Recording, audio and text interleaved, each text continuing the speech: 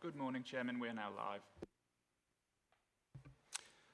Thank you very much, and good morning to members, officers and the public attending this formal meeting of the Environment and Economy Scrutiny Committee, or if you are watching live through the County Council's website, welcome also.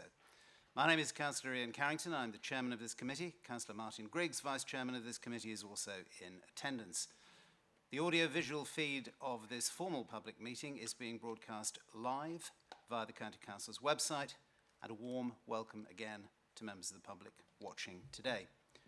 I have to begin with a health and safety announcement. There is no fire drill planned this morning, so in the event of the fire alarm sounding, we need to leave the council chamber through the rear doors and leave the building through reception into the front car park. We then need to wait in the car park for further instructions.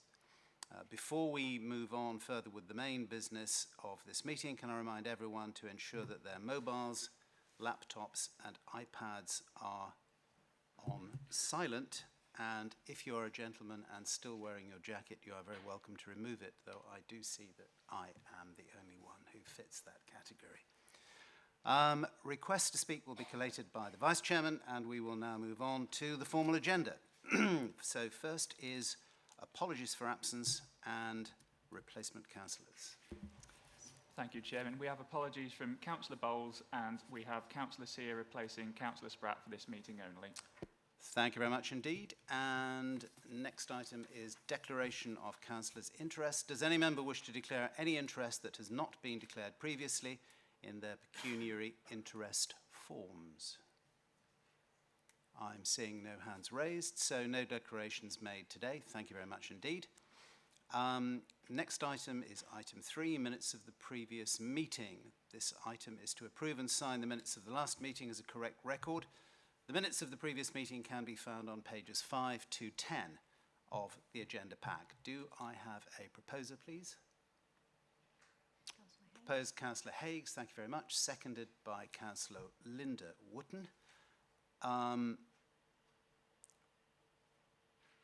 We will now proceed to the vote. So, all those in favour that those minutes are a correct record, please show. Any against? Any abstentions? That would be 1, 2, 3, 4. Good. So that motion is carried. Thank you very much. Those minutes are agreed as a correct and accurate record. We now move to item 4, announcements by the chairman, executive councillors and lead officers. I have no formal announcements to make today, other than the fact that I'd probably better announce myself, because I became the chairman when I was actually overseas and wasn't able to attend your last meeting. I note from the minutes that formal thanks were given to my predecessor, Councillor Ray Wootton. I would just like to add my appreciation to Ray, who I am delighted and slightly intimidated to see is back in his seat and recovering from his illness. We're delighted to see him. If he'll forgive me, as he is a former Bobby on the beat, from saying this, he leaves very, very big boots to fill. With your help, colleagues, I will do my best in that regard. We have a very heavy agenda this morning, so I would like to ask officers to just summarise the key points of the reports and also stress to members the importance of succinct questions and concise contributions. I'd also like to welcome members of the Public Protection and Communities Scrutiny Committee, which is probably easier to be on than to say, who are observing today's meeting in relation to item 6, which covers Adult Skills and Family Learning Programme 21-22, that was requested to be taken under this committee's business at the beginning of the council year. Moving on now to executive portfolio holders and executive councillor announcements. Are there any announcements from Councillor Davey or other executive councillors? Thank you, Chairman. Councillor Davey here. Firstly, I'd like to also join you in paying tribute to Ray Wootton. He was an excellent chairman of the committee, and I congratulate you on the appointment and welcome you to the role. Myself and Councillor Dyer, my support and our team look forward to working with you and with the committee in the year ahead on what is going to be a very challenging period for the economy of Lincolnshire and for other reasons of which we are fully aware. For many months now, we have discussed and debated in this committee the unprecedented times in which people are living and businesses are operating. Quite clearly today, this continues to be even more true than it was a few months ago. Since we last met, national survey data shows that 9 in 10 adults continue to report that their cost of living has risen again, with around 3/4 of adults saying they were very or somewhat worried about the rising cost of living. It is quite clear also that in an economy that relies heavily on spend from consumers, particularly around the visitor and leisure economy, that spend is now starting to fall. Whilst visitor numbers are quite clearly still high, we are concerned about the level of spend and the fall off that is taking place and the impact it may have on businesses, particularly in that sector. From the cost of the weekly shop to putting fuel in the car, we know many families are struggling. Energy costs are a major factor, and officers are continuing to develop an energy strategy that will come to this committee later in the year to ensure that we seek solutions that meet the needs of Lincolnshire and Lincolnshire's people. That we do this in a way that is mindful of the many demands that are being made on our land, and most importantly, recognising our leading role in the nation as a food producer. We've been highlighting the opportunities for local green energy production and increased energy efficiency measures to inform and inspire business.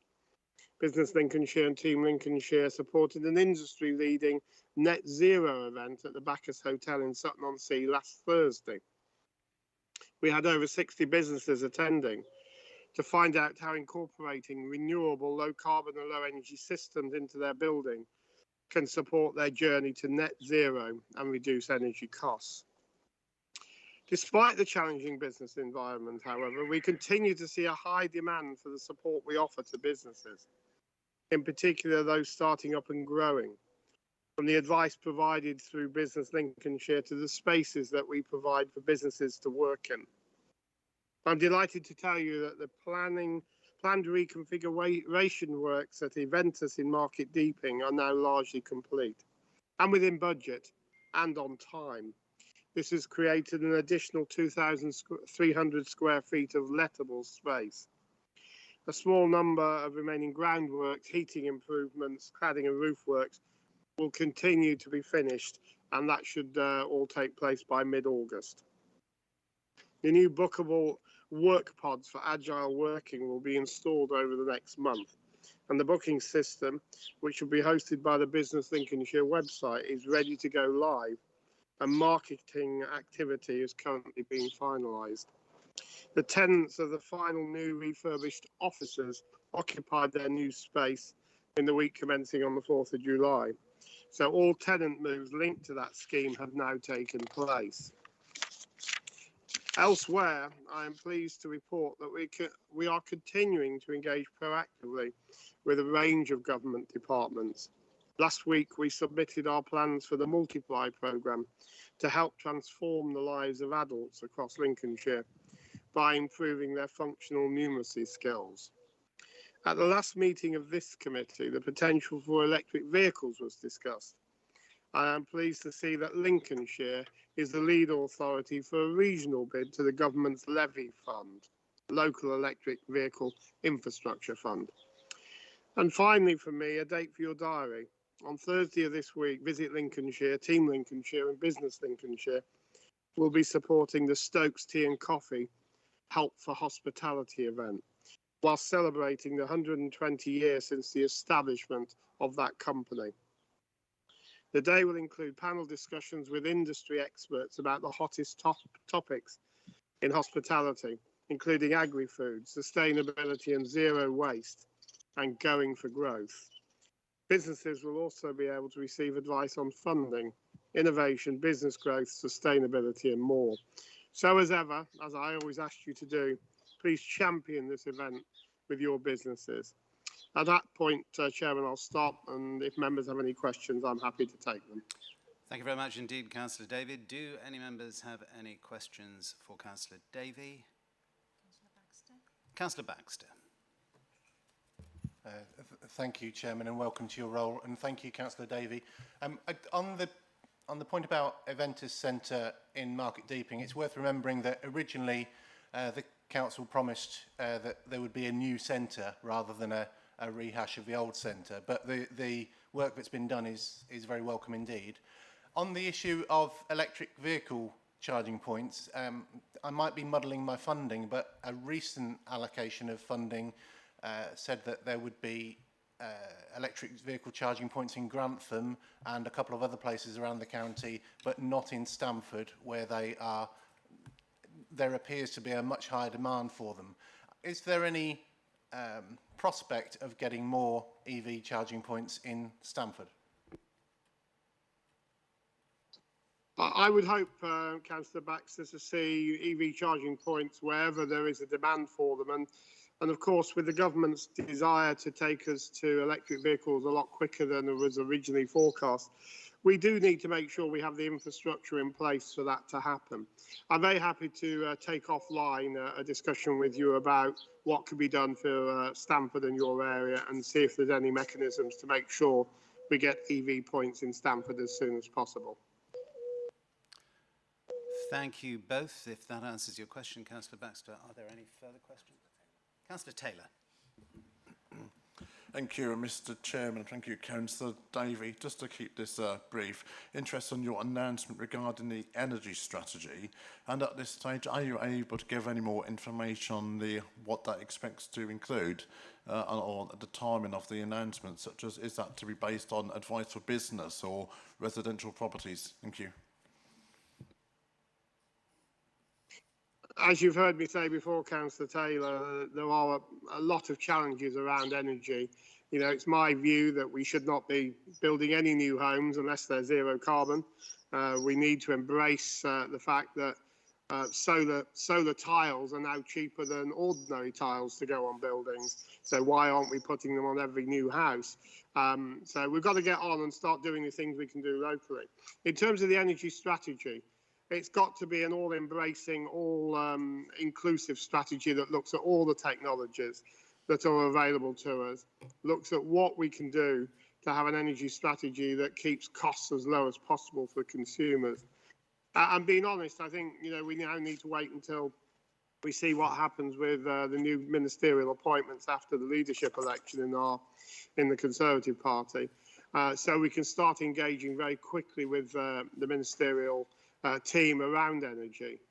Lincolnshire is a huge player in energy production with the offshore wind sector, which is a huge credit to our greater Lincolnshire area. But I am concerned, as you know, about the vast solar farm proposals for the county. And getting the balance right in terms of energy production is critical going forward. We also have to remember that businesses rely on a reasonable price for energy. And there is a danger that we price businesses out of the UK by high energy costs. We really need to appreciate that energy is the biggest challenge this country faces, alongside workforce challenges. And we're going to need to have a policy for Lincolnshire and a strategy for Lincolnshire that recognises our key role as a food producer, as a key role we have in manufacturing, and as a producer of energy. And I hope government will be taking seriously our role. Our strategy is designed to engage with government. Hope that is clear, and I'm happy to talk to any members privately about any concerns they have on energy matters in their area. Thank you. I believe we have a question from Councillor Kelly. Can I just ask you, Councillor Davey, when you said workforce challenges, could you just give us a little bit more information about that, and whether that relates to shortages in things, particularly in Boston, in relation to fruit picking? I mean, I've got a general idea, and has that been an additional pressure? Because obviously we've got shortages of labour in hospitality, in certain areas of farming. Is that being made worse by Brexit? I don't think it is. I think we recognised before Brexit that there was going to be, because of birth rates and various other issues, a fall off in the number of available people to go and enter the workforce. We have a real challenge in Lincolnshire. Well, the whole country has a real challenge. We have about 125,000 vacancies across various sectors. The care sector is one that causes me concern, because we need that workforce to support our elderly and vulnerable people who want to live at home. So it's not been made worse by Brexit. My view is that that challenge was always going to be there. It's now become more acute simply because of COVID, where so many people who have, were in their 50s and 60s, early 60s, who are part of the workforce, have now decided to take retirement early and go from the workforce. So I think the UK figure is about 700,000 people have taken early retirement since COVID started. That is much, much greater than forecast, and that's putting additional pressure into the mix. The other challenge we have for Lincolnshire is holding on to our young people. We have a lot of work going on in that regard. We definitely need to retain every youngster in our county and make it attractive for them to be here, to work here, to live here, to raise a family here. And that is another part of our challenge. But it's a big picture issue, workforce, and it's not going to go away. And it is, for me, the greatest challenge our country faces for the next decade. Councillor Kelly, thank you for your question. I see no further questions for Councillor Davey, in which case we say thank you very much indeed for that contribution. As you say, Colin, we are living in interesting times. Moving on, I think we have another Executive Councillor, Councillor McNally. If we can connect to Councillor McNally, please. Yeah, thank you, Chairman. I've got nothing to sort of report today. Thank you very much indeed. In that case, by definition, there are not going to be any questions for you. So we will move on to officers' announcements. Are there any officer announcements from our lead officers? I'm looking around the room. I'm seeing no volunteers, in which case we can now proceed to the discussion items. Item 5 on the agenda, service level performance reporting against the Performance Framework 2021-2022, Quarter 4. This item is on pages 11 to 30 of the agenda pack and enables the committee to review and comment on performance achieved in Quarter 4, and it will be presented by Samantha Harrison, Head of Economic Development, Chris Miller, Acting Head of Environment, and Mike Reid, Head of Waste, who are with us in the chamber. The committee is invited to consider and comment on the details of the performance contained in the report and recommend any changes or actions to the relevant executive councillor. Over to you, Samantha. Thank you, Chairman. So, hello, I'm Samantha Harrison. I am going to be reporting back on the number of businesses supported, qualifications achieved, and external funding secured for Lincolnshire. So I'm delighted to say, in terms of businesses supported, we've exceeded the target this year.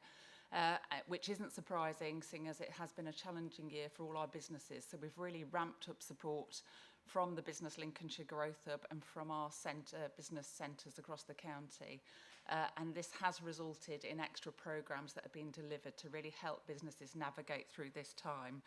So our target was 1,737, and in the end we supported 1,982 businesses. And those businesses continue to work with us and become the clients of the Growth Hub, and you'll hear more about the Growth Hub later. In terms of qualifications achieved, I'm delighted to say that we've, throughout COVID, we've delivered a hybrid model. So predominantly we started face-to-face, then we moved to online provision, and then towards the end of the quarter, we went back to face-to-face delivery. And this is seen by our funders to be the way forward. We need our individuals to actually work and support each other within a classroom environment. So I'm delighted to say at the end of the quarter, against a target of 1,400, we came out with 1,724 individuals being supported to achieve qualifications. And overall, in terms of the qualifications, I'm delighted to say that nearly 50% of those were delivered within our deprived areas. So, for example, Lincoln, Gainsborough, Skegness and Mablethorpe and Boston. So we're really trying to tailor the provision to the areas that need it most and actually provide quite effective employability skills. And the final thing on the qualifications achieved was in terms of our functional skills and GCSEs, we secured 112 qualifications, and we've had 10 ESOL qualifications throughout the period. So the one area that's pleasing to see and has ramped up is the number of construction skills and support for the hospitality sector. So we've really tried to pivot our learning provision to support the sectors that are growing, but also industry needs. And the final one that I will report on is external funding attracted to Lincolnshire. So we had a target just under 20 million. We came under slightly, sorry, the target is 21 million. We came under with 20 million, 0.8. And it's really just the nuances of people drawing down the funding, the businesses didn't want to access as many growth programmes, so we've able to roll those programmes into future years. And also we had some of the national programmes that are split over a 2-year delivery programme. So it's not that we're going to lose the money, it's just that it'll be rolled over for a future year. So overall, I'm delighted with the progress of the team and my department, and I think we've set further challenging targets for this year. Thank you. Thank you very much indeed. I think just to keep things clear, we'll probably take questions individually as after each officer. Are there any questions for Samantha, or shall we move on? I'm seeing Councillor Baxter, followed by Councillor Kelly. Thank you, Chairman. Thank you for the report. I wondered about at the bottom of page 17, it talks about GCSE and ESOL qualifications, and the number of ESOL qualifications made me wonder if I was understanding the paperwork correctly. Given the number of people from overseas that live in Lincolnshire, is 10 ESOL qualifications the total number of ESOL qualifications awarded in the county, or is 10 just for the number that we as an organisation have organised? And either way, is it as high as we might expect in a county of our demographic? Thank you. Samantha. Thank you. So in terms of ESOL, we have an ongoing programme, but it has been, those are the courses that are predominantly delivered face-to-face. So in previous years, then we have had a higher number, but in terms of the qualifications that have been directly achieved currently, the figure is 10. But later on, you're going to hear from my colleague, Thea, who heads up the adult learning team, so she might be able to give us a little bit more information. Certainly. Thank you. With regards to the ESOL qualifications and our whole adult learning programme, our programme fills the gaps from other FE providers. So we know that the colleges deliver a lot of ESOL qualifications alongside our directly delivered programme. So if it's of interest, we can find out how many ESOL qualifications were delivered across Lincolnshire. But for those 10 that Samantha talked about, they're the ones that were delivered via our family learning programme, where there was a gap in provision in that area. Thank you, if that helps. Does that answer your question, Councillor Baxter?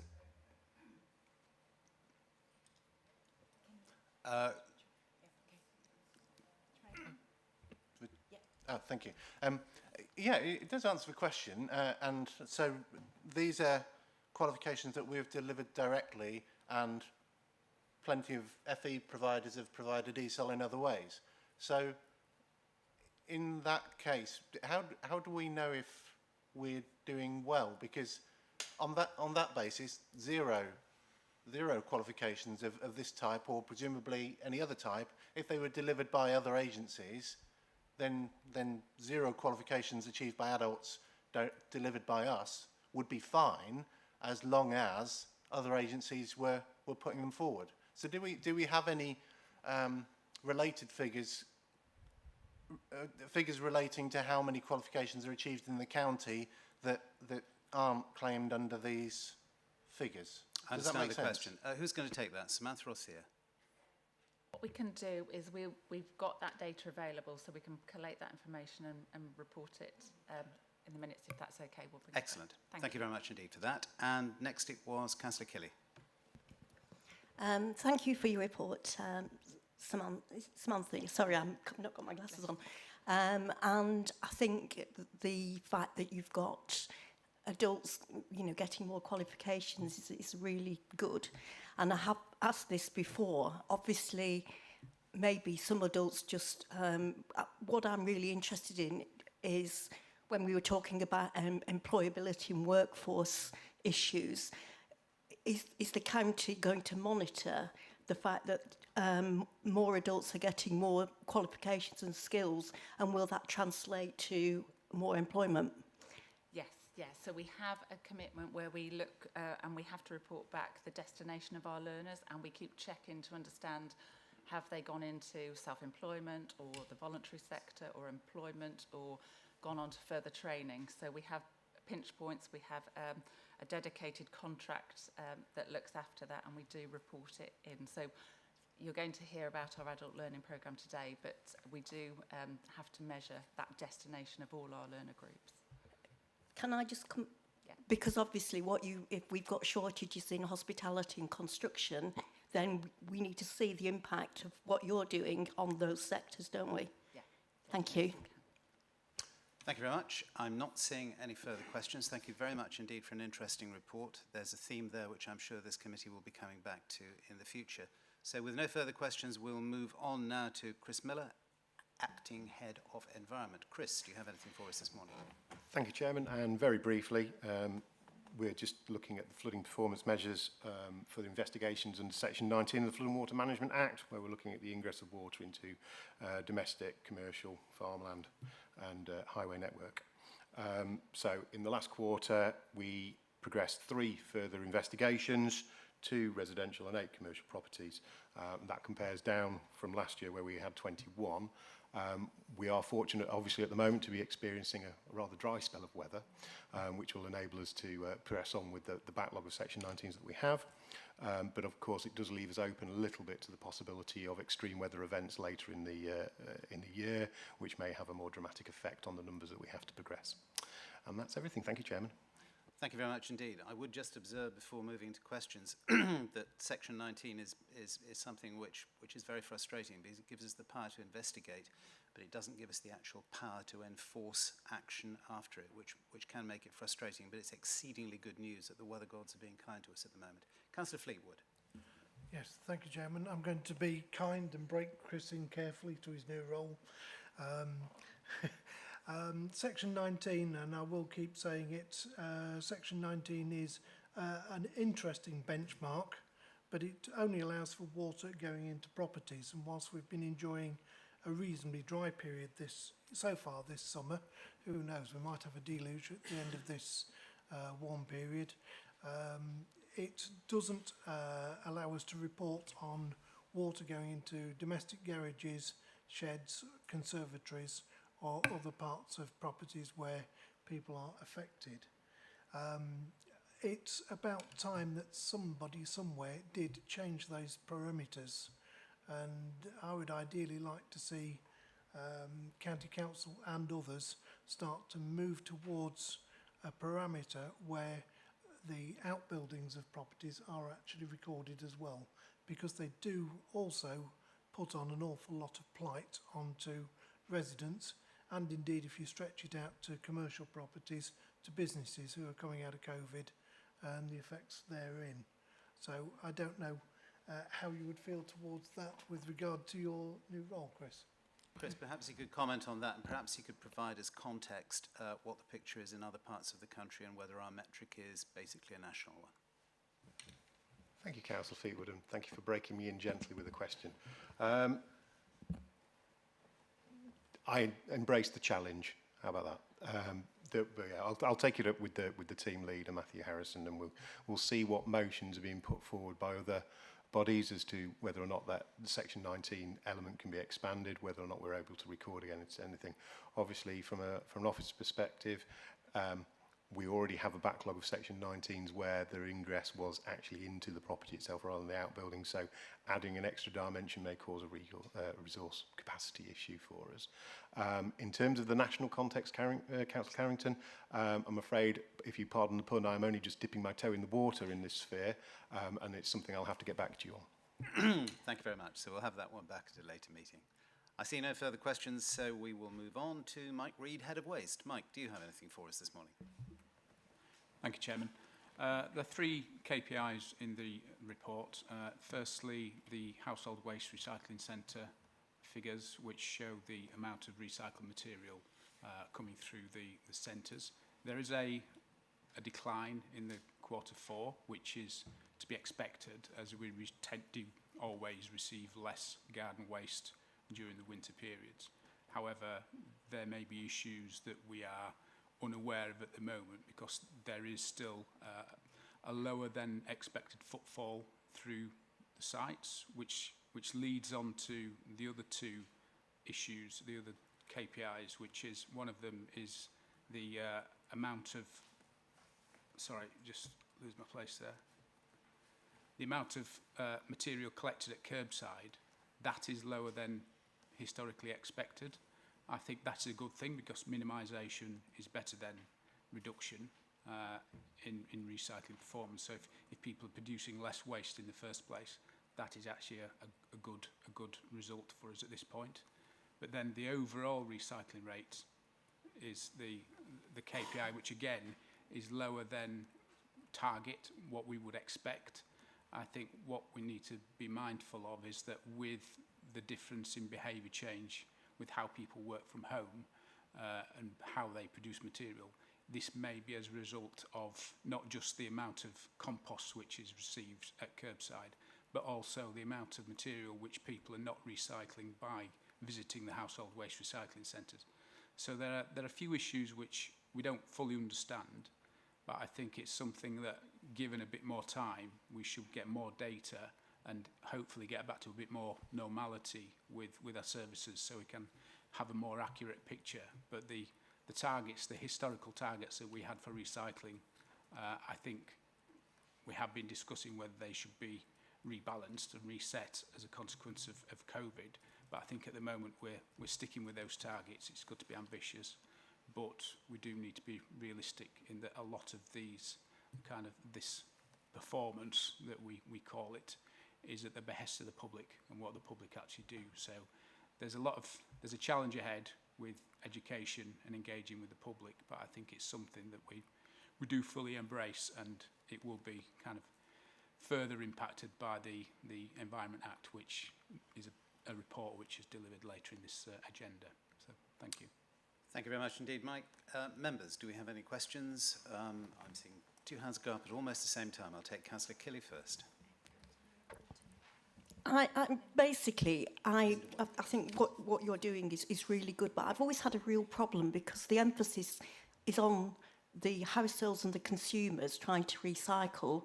And last night when I was watching Look North, somebody was, or it might not have been that, I've watched quite a few political programmes, and they were saying, and I've noticed this, that, you know, companies, when you buy online, you might buy something really small and they send it in loads of packaging, and it's completely ridiculous.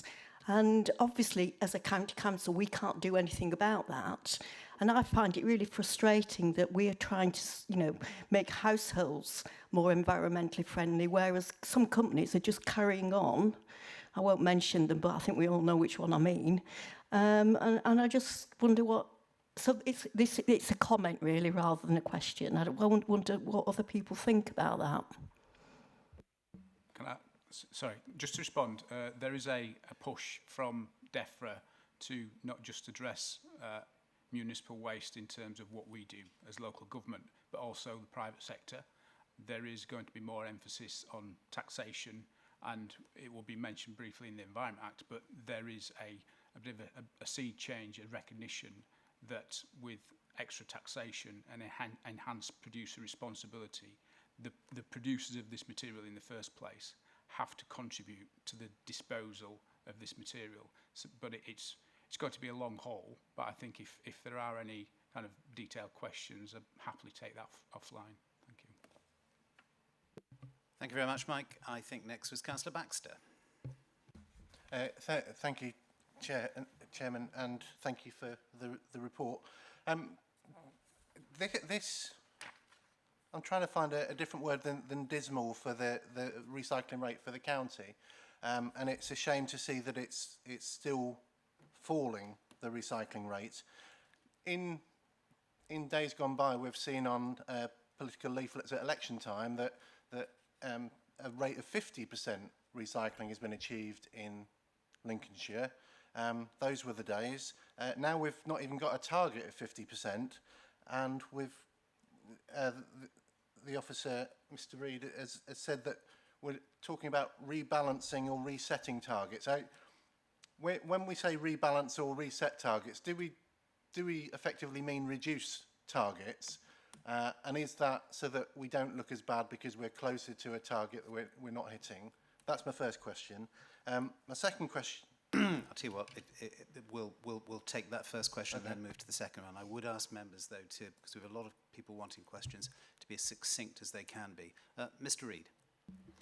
Thank you. Yes, the comment about rebalancing or resetting the target is a very recent discussion to reflect the fact that we've been through a very significant shift in how we all behave and what society does with waste. So that was just a reflection. There's no agreement. It is just opening the door to any kind of discussion, because the targets were set many years ago based on different principles and different work practices for the public. So that's why there's been a discussion.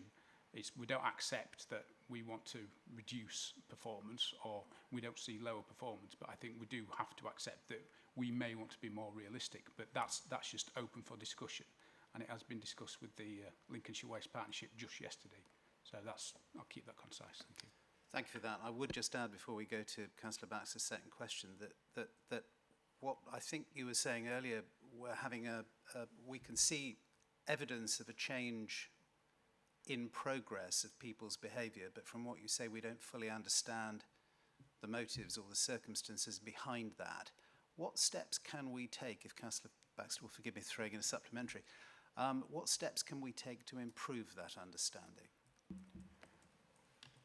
Just to refer to a recent project which is ongoing, which is the twin stream rollout of separate paper and card collections. What we found there is that through engaging better with the public, more on the doorstep and more through communication channels, to actually inform the public what we'd like them to do and what they should be doing as socially conscious members of the public, that if we found that if we engage with them on one matter in relation to waste, we do get indirect improvements in other areas. So where paper and card is collected and disposed of separately, what we're finding is that generally there's an increase in performance with other recycling material as well. I think it's just waking people up to the fact that we do need to be more conscious and less lazy about how we dispose of waste at the curbside from our houses. And I think it's just flicking that switch through engagement and just basically talking to people and just giving them the information at hand. But I think it's been a good success, and I think going into the future, once we potentially collect food waste separately as well, that will be a bit of a game changer as well, because food waste is a big contaminant in other materials. So it is purely around engagement and just informing the public. Thank you very much. Councillor Baxter, your second question. Thank you. If I can just come back on that, in terms of the debate around the rebalancing, resetting of a target, I would say don't reduce it, put it up if anything. Given the impending catastrophe of climate change, we need to be recycling way more than we are, and at the same time reducing the overall waste generated, which does need education. So I'm interested to know what the county's or what the Waste Services budget is for education and how that is spent. I'm also interested in whether or not we can drill down into this data, either by local authority area, even by postcode, or by material, because as I understand it, the 41.5 includes green waste. So it'd be interesting to know of the 41.5%. I've got a lot of drilling into that data that would be nice to do by local authority, to know where the paper and card collections have been rolled out, if there's a significant increase. Because I had this same conversation wearing my other hat at South Kesteven last week, where South Kesteven is also missing its target, a target of 42.5%, which I couldn't fathom, because I don't know how Councillor Baxter, I don't want to get too locked into individual. We cover the whole of the county here, but perhaps we could put those points to Mr. Reid. I don't want to get too bogged down in individual districts. If I may, Councillor Baxter, thank you. I think the point that you're making is that covering all our districts, it would be good to have, if we can, a greater analysis of the data. So I'd ask Mr. Reid, A, is that possible and is it practicable? Because I go back to the point that I made some moments ago. Understanding the behaviour of our residents is clearly key to what I'm sure every member of this committee would like to see, which is an improvement and an increase in the overall rates of recycling. Mr. Reid. Thank you, Chairman. Yes, completely agree. So a couple of points on the targets and the performance. I think one thing that we have recognised is that we do need to gather the evidence, and we are looking at a better sampling and collecting data from actually looking at the material, how it's made up, and we have a team in place now to do that. So that is ongoing, which will have a long-term effect. I think once we actually kind of got that in place, it gives us a better benchmark to see where we can improve and look at the different demographics, because different areas have different kind of performance levels. And so we can, rather than treat the whole county, we can pinpoint certain areas or demographics that might need better attention. So we are continually gathering the data, and in terms of performance monitoring or performance reporting, I'll happily provide some information in the minutes. We can provide some spreadsheets which has data on for some of the performance that we're developing so far. There has been an improvement from the paper and card areas where it's rolled out, and we can demonstrate that with the charts that I can provide in the minutes for not just the paper and card, but the mixed dry recyclate as well. But coming back to the other point about education, the team that have been rolling out the paper and card project are now starting to focus, part of the team is starting to focus on visiting schools, so providing information to schools, a kind of a set programme and information which we can go around, talk to schools, and we've had a really good kind of positive feedback so far, and a lot of desire to increase this. So there's a balance between the cost of doing this, but it's something that we're hopeful that in actually approaching schools we can hit the real people that make the difference, because I think we're all conscious that if you can get children on board with this, then that is a real big driver for change. So, yeah, thank you. Okay, thank you for that. I'm going to move us on because I'm very conscious that other members wish to speak, and we are not over blessed with time. What I would say is, if we can, as an action point, in addition to providing some additional data in the minutes, for which we'll be grateful, and hopefully we'll meet some of the local issues raised by Councillor Baxter, if we could at a future meeting have a fairly detailed update on the work that's being done on understanding and the relationship of improving our understanding with the way in which we set those targets, I think that would be helpful. I'm sure that we are all in this committee keen that our targets are as ambitious as possible, but setting a target is not the same thing as achieving the target, and it is that understanding which I think will be crucial. I am going to now, with colleagues' permission, move on, and we have Councillor Linda Wotton is next with a question. Linda. Thank you, Chairman. Thank you for the report. Excuse me. I note on page 27 it says recycling rate, new national formula, and it mentions recycling rate and includes recycling, reuse and composting. Could you tell me if we are managing to do composting properly, and are we managing to sell it on at the moment? Having visited a waste recycling plant in Luton, Bedfordshire, they do have a unit there where they take out things that are resellable. So that is what I would class as reuse. On this page as well, you say 3 out of 7 districts are doing the paper and card collection. Can you tell me how this is different? I understand you would just collect card and paper. Are you collecting it within another bin, or are you just using the recycling bin? And does it going to one lorry? Because this is something we brought up at this committee before. Sometimes I think we spoil our own waste. And we've been told before that recycling has had to go to the unit where we burn the waste because of that reason. And my other question was, I've lost it. Succinctly, if we could, Linda. Yeah, I've lost it, Chairman, so I'll leave it there. Thank you. Mr. Reid, briefly as you may. Very, very briefly. All the green waste which we collect is sent for composting. It is kept separately. The issue of the paper and card is collected entirely separately in a purple lidded wheelie bin, and it's kept. It's collected, processed, and goes to a facility which is entirely separate to the other recycled material, because paper and card, when it's uncontaminated, has a really good reuse value.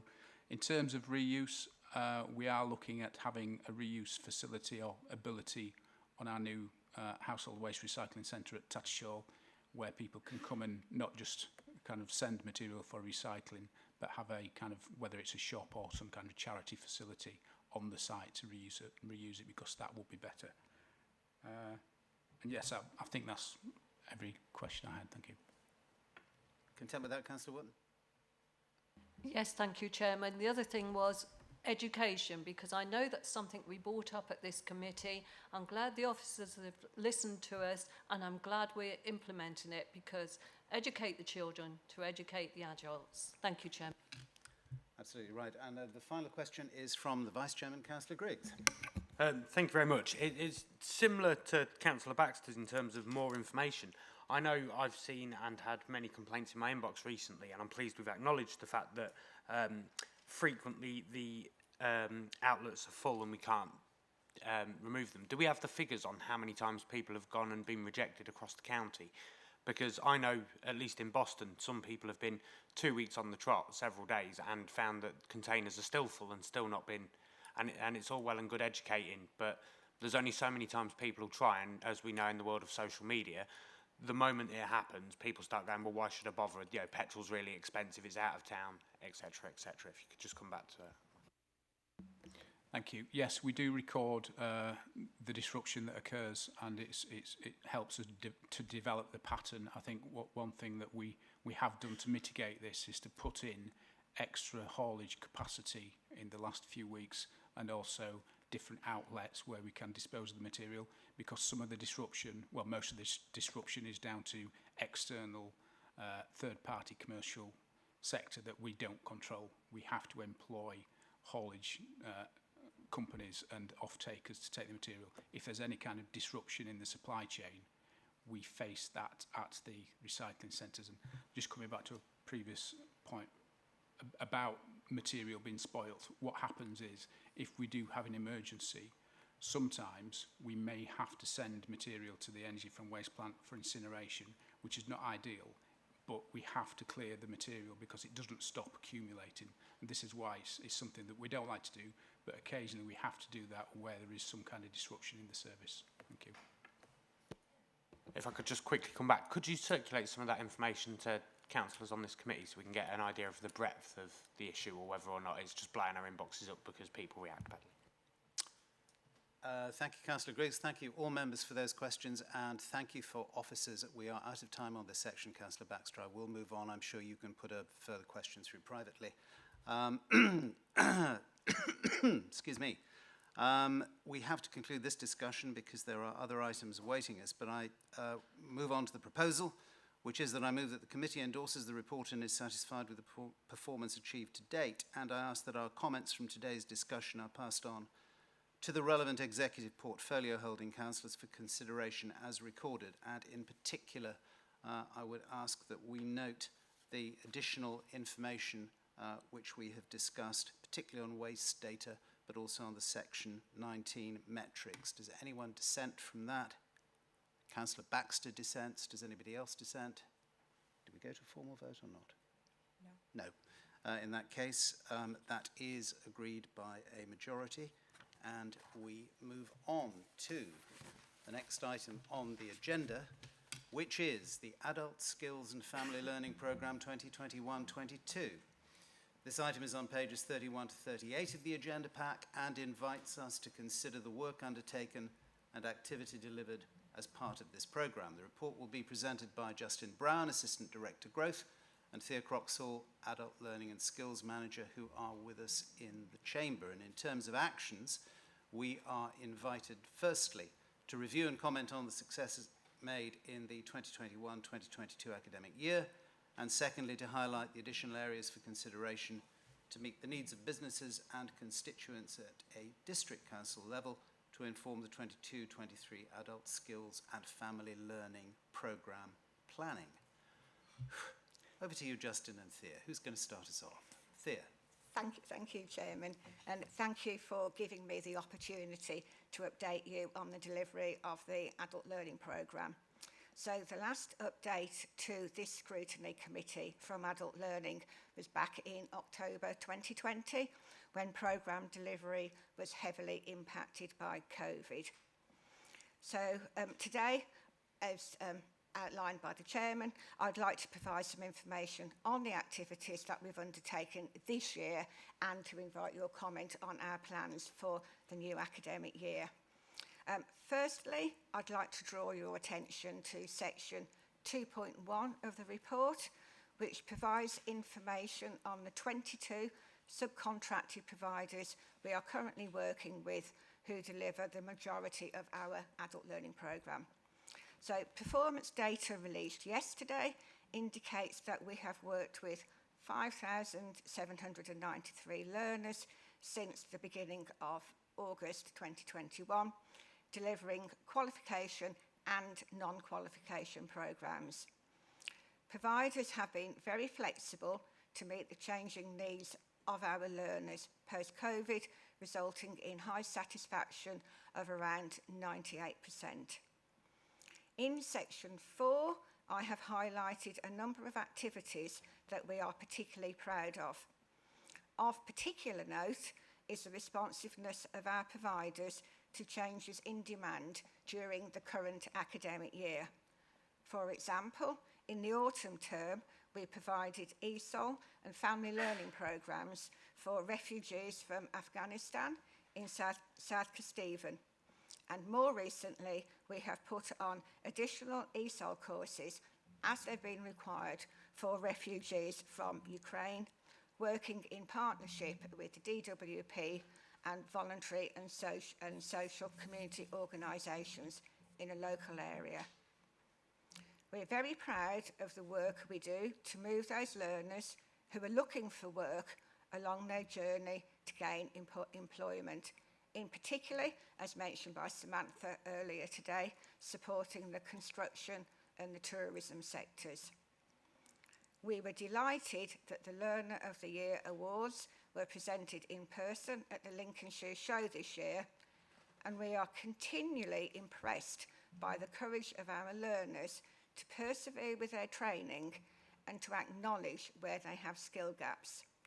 Thank you to those colleagues in the room who were at the show and for making the event so special for our learners. They really appreciated it. We got some great photos. Thank you very much, and really good for helping to make memories for their learners and to move them on their journey.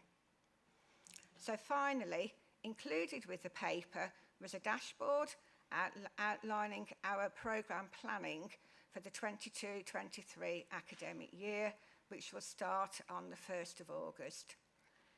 As outlined in the paper, our programme is intended to fill the gaps that are not able to be met by other funded provision.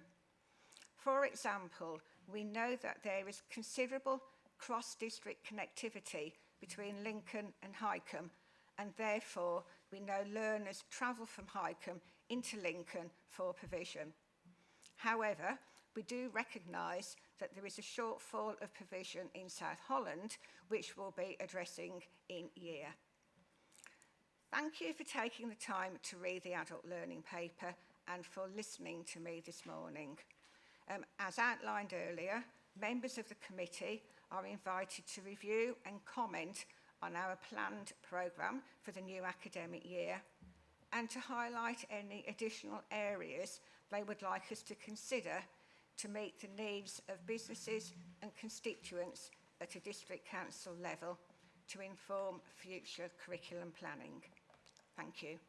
Thank you very much indeed, Thea. Justin, do you have anything to add to that? No. In that case, we will move on to comments or questions from members.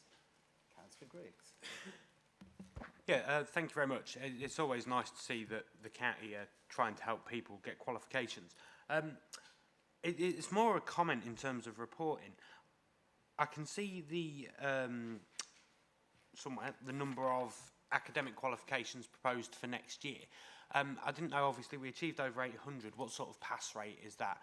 And just for future reporting purposes, so that the committee get a bit of a feel for the success of the programme as a whole, could you just include a paragraph about how many people achieved, how many are in work, and how many are going on to further qualifications afterwards? Just for, yeah, I think that would be useful for us to see. Thank you. Yes, thank you. And absolutely, in terms of the additional information that's been requested, we'll include that in future reports. And we can include that in the minutes from today, if that would be helpful. Yeah, and in terms of our pass rate, we only report out on those ones that are passed. If learners do not pass first time round, they're given the opportunity to do a retake on the programme so that we ensure we get 100% success rate at the end. On our GCSEs, we do have different grades in there, whether they achieve on grade 1 or grade 8. We can include that information on future papers as well, if that would be helpful. Yeah, if I may, Mr. Chairman, I think that'd be really useful, because obviously we say that we're providing qualifications where there's gaps in provision.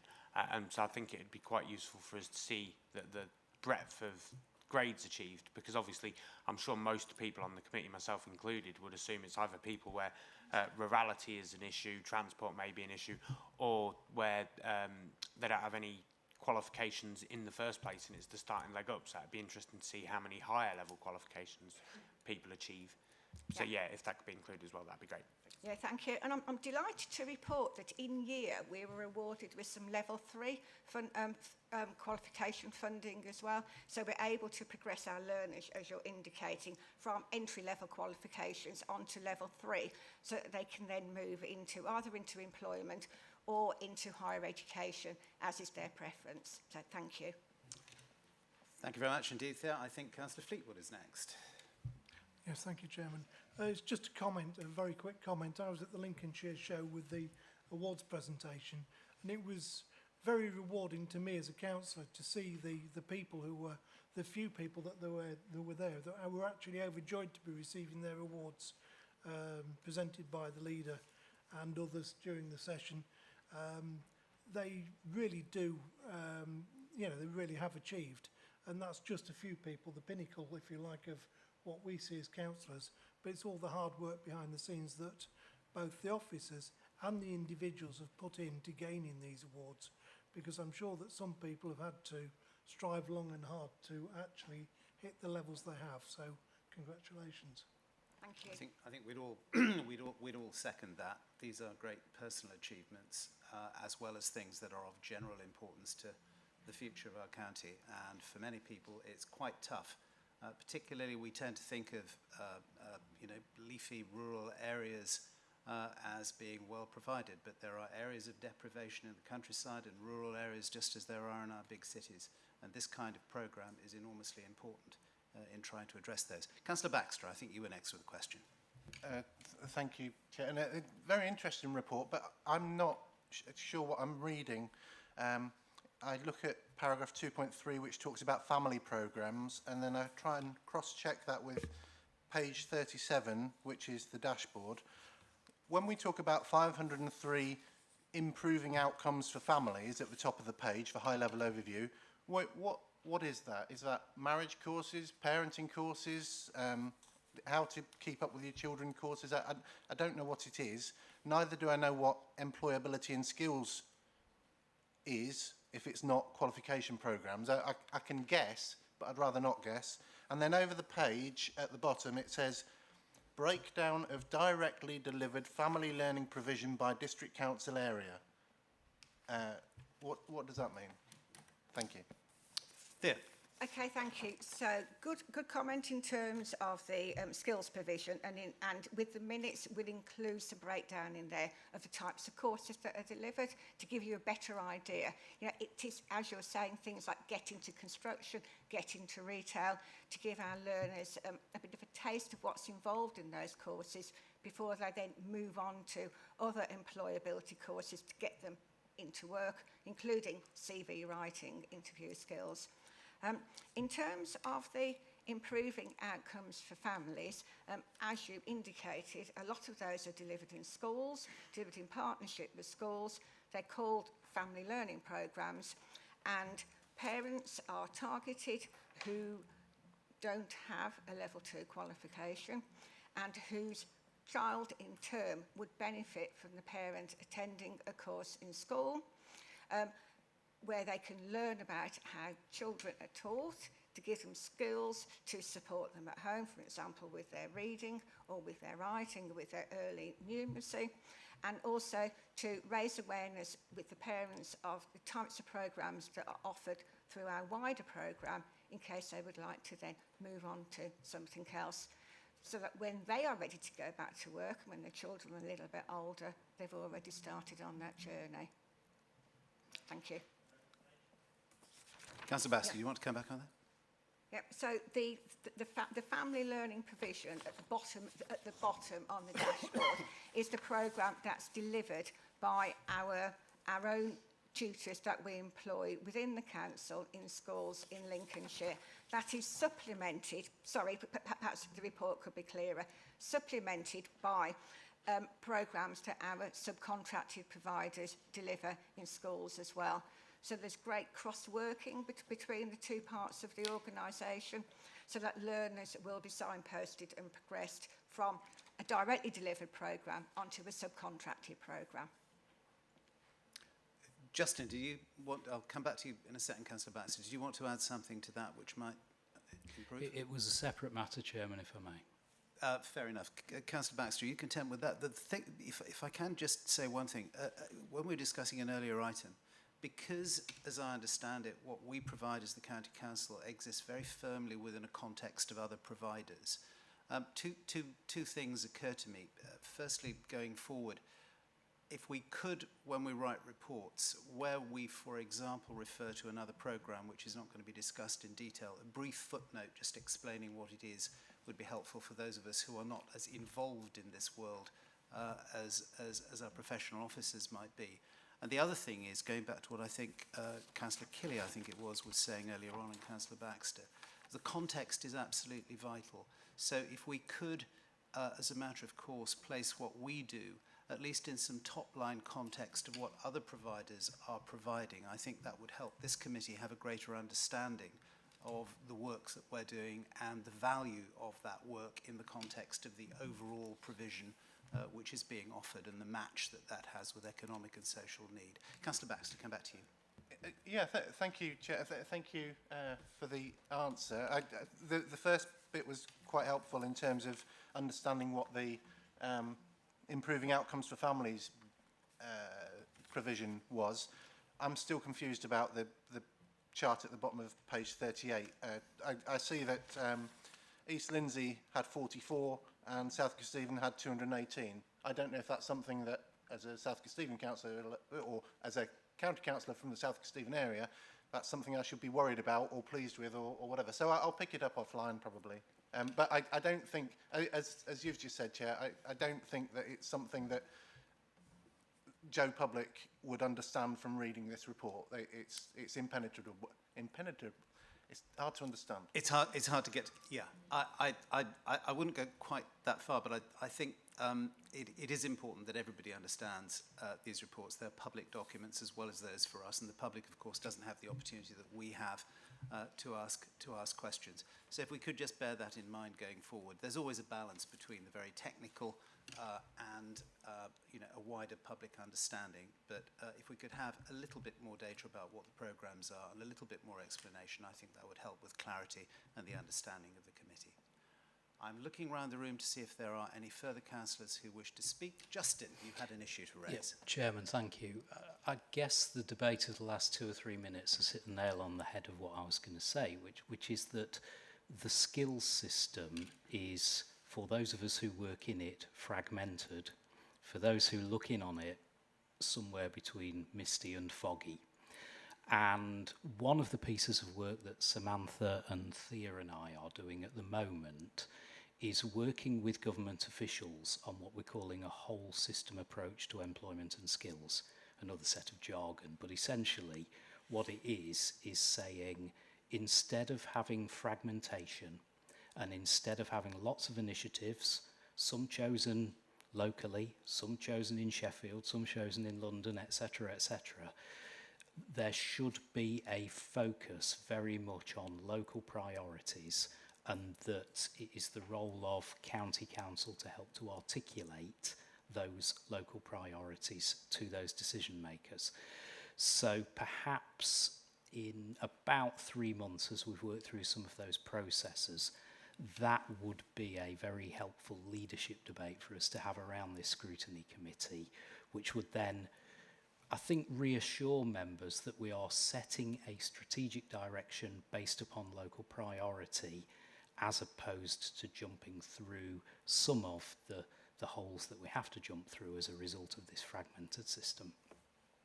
That sounds extremely reassuring, and I'm sure that all members of the committee would be very pleased to have that appear on a future work programme at a convenient time, and we'll liaise on that behind the channels. I think it's important to remember here that we're not just talking about the future economic health of the county overall when we talk about education and training. We are talking about the life chances of individuals and the residents that we serve. There is a very powerful human dimension here, and that is something not to be forgotten. As Councillor Fleetwood said, the joy on the faces of those individuals, there may just be one person or two people who've slogged through something, and it's a great achievement to them. And you multiply that out, that is what we need to keep driving. And the more efficiently that can be driven, and the more cohesively the various bodies can be brought together and the various aims and goals can be brought together, the more focus we have, the better the outcomes we will have.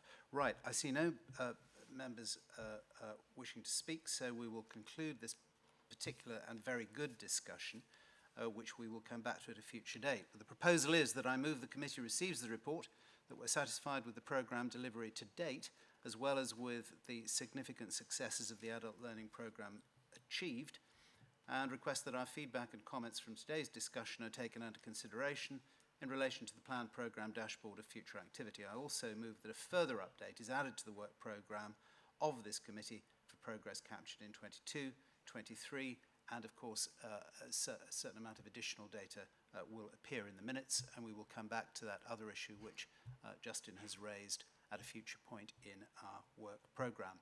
Any dissent? None. In that case, that is agreed. Thank you very much, and we will move on to an item so big that it could probably occupy an entire day. The next item is the Environment Act 2021 General Implications. This item is on pages 39 to 68 of the agenda pack and invites us to consider the requirements that the authority will face as and when the individual elements of the Environment Act 2021 come into force. As and when individual elements being, I suspect, a major part of what we're going to be hearing about. The report will be presented by Chris Miller, Acting Head of Environment, and our actions are we're invited to consider the various elements of the Environment Act 2021 and the various implications the provisions will have on the delivery of council services across the authority, and also to recommend officers undertake individual assessments of implication for services and resources as and when sections of the Act are brought into force. Chris. Thank you, Chairman, and thank you for the introduction, which covers most of what I was going to say. So yes, the report in front of you is very much the general implications of the Environment Act, which became law back in November last year. As yet, the government haven't released all the finer details in the secondary legislation that will be required to actually deliver against the elements of the Act. But what we do know, we are able to present to you, and we felt it was important that although we don't have that finer detail yet, that we started to embed the principles of the Environment Act across the council and obviously notably across councillors. So just by way of sort of a brief introduction to it, it can really be broken down into 5 separate areas: that of regulation, waste, nature, air and water. And I'll very briefly pass over those elements. Hopefully there is enough detail in the report proper and in the appendices for you to be able to gain an understanding of the magnitude of the Act and the implications it will have across the broader authority. So if I start with regulation, the principal element here will be the establishment of the Office of Environmental Protection, which will hold the overview role of the Environment Act and how it is being implicated across public authorities and government. So as a consequence, obviously, we're going to have to start reporting more widely on the targets that we set ourselves and our drive towards net zero and all the other environmental and sustainability targets that we have. So we expect that we'll start to deliver those into committees such as this at a later date when we know more about the targets that we're expected to meet. As part of that, and as Councillor Baxter will recall when he proposed the motion back in December, I think it was at full council, is the idea that we will look to start to introduce a sustainability and natural environment impact assessment across our reporting structure. As yet, we only have the template that we use for a sustainability-led assessment that we used during the looking at the transformation programme, where we trialled it through that. We need to add in some natural environment elements, but you'll see the template that we had initially is Appendix B. So we're looking at broadening that out, and then we will be bringing it back for resolution to add into our reporting structure. The trick will be making sure which reports require one and which ones do not, because we don't want to overload the system for officers in terms of creating a burden that might not be necessary for the decision being made, but it still needs evaluation and review and a cross-check that, yes, that was the correct decision, that one wasn't needed in that case. But on the whole, most decisions made by the authority will have some form of environmental impact, no doubt, whether that be a road building scheme or a development or so on. The next area is waste, and thankfully Mike and Matthew are in the room with us. I'm going to pass over to them for the finer detail of those elements. Thank you. Mike, you go first. Yes, thank you, Chairman. Thank you, Chris.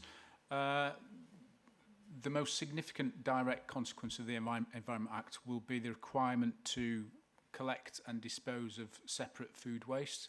This will be a massive impact on the district councils as they will have to do this collection on a weekly basis, whereas at the moment all material is collected on a fortnightly basis. So this will have a significant impact on district councils. But once they've collected that material, they will dispose of it at our facilities where we have the disposal, the onward haulage of that material to a final disposal location, which will probably be an anaerobic digestion facility or facilities located around the county. So in terms of the impact on the county council, I think one thing that is very obvious just from engaging with the commercial sector and other authorities that have been treating food waste separately, one thing that is obvious is that our infrastructure will need to be adapted. The waste transfer stations that we use will have to have engineering changes brought into place to accept food.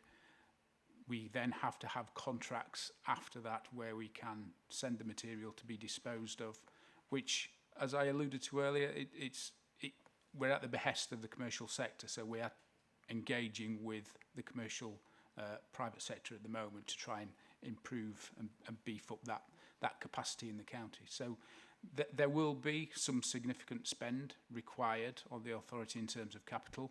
I think at that point in individual projects we will be coming forwards through the various committee, through this committee as well, just to get approval. And I think it's one thing which it will be an initial spend, but in diverting this material away from the energy from waste facility in North Hykeham, it offers an opportunity for us to treat waste differently, environmentally better, but also there might be a cost saving to be materialised with this. So it's something that we will provide the detail later, but yeah, I think it's as much as I'd like to say at that point. Thank you, Chris. Thank you, Mike. Chris? Thank you, Mike. moving on to the clean air element, this requires, where authorities in two-tier areas, it requires collaboration and cooperation between the two tiers. So where a district or borough council has an air quality management plan, the county council will have to report back into that to explain the actions that we're undertaking, the delivery of our services, how that affects the air quality management plan for that area. So I've given you an example there for Grantham, just as a off the top of the head kind of one really, where the building of the Southern Relief Road, when it finally is complete, what impact that will have on the town centre, where there is an air quality management plan, and and hopefully the improvement of air quality through the reduction of traffic through the middle of the town. So it's that kind of thing we'll need to report back onto the individual districts when they have an air quality management plan. The fourth area to look at, it can be split into two bits. That's the nature element, which pushes on the need to push on the biodiversity objective, conservation and enhancement. And as I say, it can be split down into the two areas of biodiversity net gain and local nature recovery strategies. Taking the biodiversity net gain first, this will be introduced into the planning system, where it will become mandatory that developments beyond household alteration and permitted development will require a 10% increase of 10% net gain in biodiversity.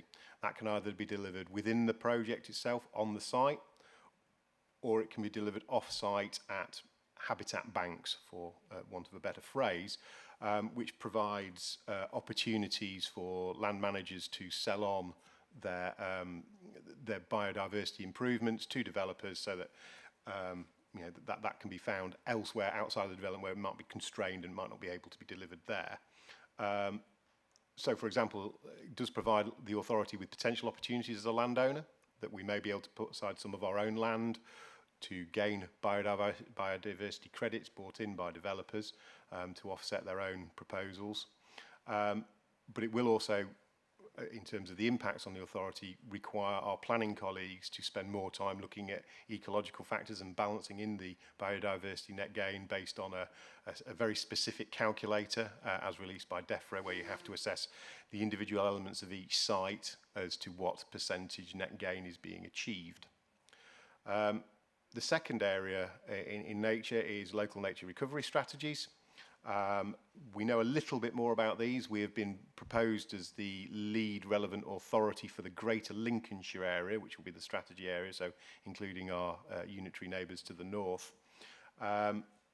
Beyond that, we don't know too much about how it will all pan out, but the basic principles are that we have to agree the priorities for nature's recovery, map what we already have of high quality nature, and start to map the specific areas where we could improve and we could add to our natural environment. That will then help also inform the biodiversity net gain calculations for the planners, so they'll be able to see where the most bang for the developer's buck can be made. Finally, in the nature bit, and just as a sort of almost as an aside really, the Act also introduces a duty on us as a highway authority to consult with local residents regarding the felling of street trees. So for those of you who recall the Sheffield incident, where they pollarded to within an inch of their trunks a whole series of street trees, it's to stop that kind of implication happening again. So where street trees are affected to that regard, where there is a need to fell a street tree, we will have to consult in future. And then finally, and very briefly, the element on water. This largely affects other providers rather than the local authority, and affects sort of like drainage and sewerage management more than anything else. And this is where our work with our partners, such as Water Resources East, or working with the Future Fens Partnership, and on Anglia Water with the Lincolnshire Reservoir, this is where we put our input and our time and our resources to make sure that we're getting the best out of it for Lincolnshire. And other than to say that we will be bringing back individual elements as and when we know more about the targets and the regulations, back to committee for specific elements such as biodiversity net gain and local nature recovery strategy. And that's my report. Thank you, Chairman. Thank you very much indeed, Chris. I think the thing about the Environment Act is that it seems to impact on almost every single area of the work that local government does. And almost everything that local government, be it at the county level or at other levels, does now, it's going to have to think about doing in potentially different ways. It is extraordinarily necessary, but also extraordinarily challenging. Right. Do we have any members who wish to speak? Councillor Baxter, start us off, please. Thank you, Chair, and thank you for the report. You're quite right. This is the heaviest bit of the agenda, isn't it? And it's difficult to know where to start. But I would start by asking about the changes in the waste collection and waste disposal. Do we know if there is where the burden of cost is likely to fall? Will it be on the county, the district, or perhaps the government will be coming forward? Certainly conversations we've had at district council, our portfolio holder has said if the government don't produce a magic money tree, then we won't be able to do it. And you'll know that we were the leaders in Lincolnshire on food waste collection, and we don't do that anymore because it was financially unaffordable, or it was said to be financially unaffordable. So that's my first bit. I don't know if I said at the start, this is really welcome. This is long overdue, really welcome. I thank Mr Miller for reminding councillors of the discussion at full council, and I'm glad that it's all now coming in. It is frightening for the authority, for various parts of the authority, and I guess for the water boards as well, and the district councils and the Environment Agency and everyone else that's got to deliver it. 2037 seems like a long way away now, but it isn't. Yeah, I look forward to the speedy progress we have. One small detail, going back to the waste, it talks about kilograms per capita, but in our earlier report, I think we had kilograms per household. It's on page 49, reduce residual waste by 2,042 kilograms per capita. I don't know how that relates to the 1,000 that we heard about earlier on. Thank you.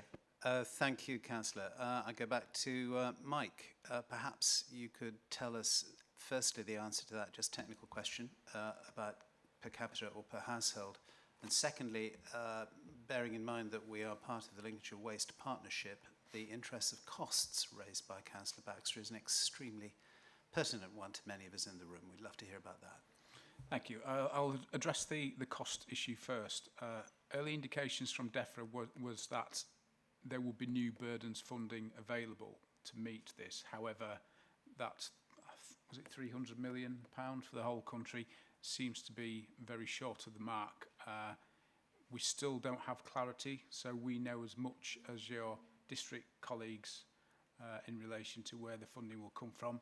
If government don't provide it and require this material to be collected and disposed of separately, it will be on the separate authorities to provide that funding. So at the moment, we're all pretty much in the dark. So that's that question answered. And in terms of the second one, I'll just like to pass on to my colleague, Matthew Mitchell, who's the waste analyst who knows far more about the data than I do. So thank you. Mr Mitchell. Thank you very much. Yes, Matthew Mitchell, Waste Strategy Manager. Just to come in on that funding point first that Mike was making.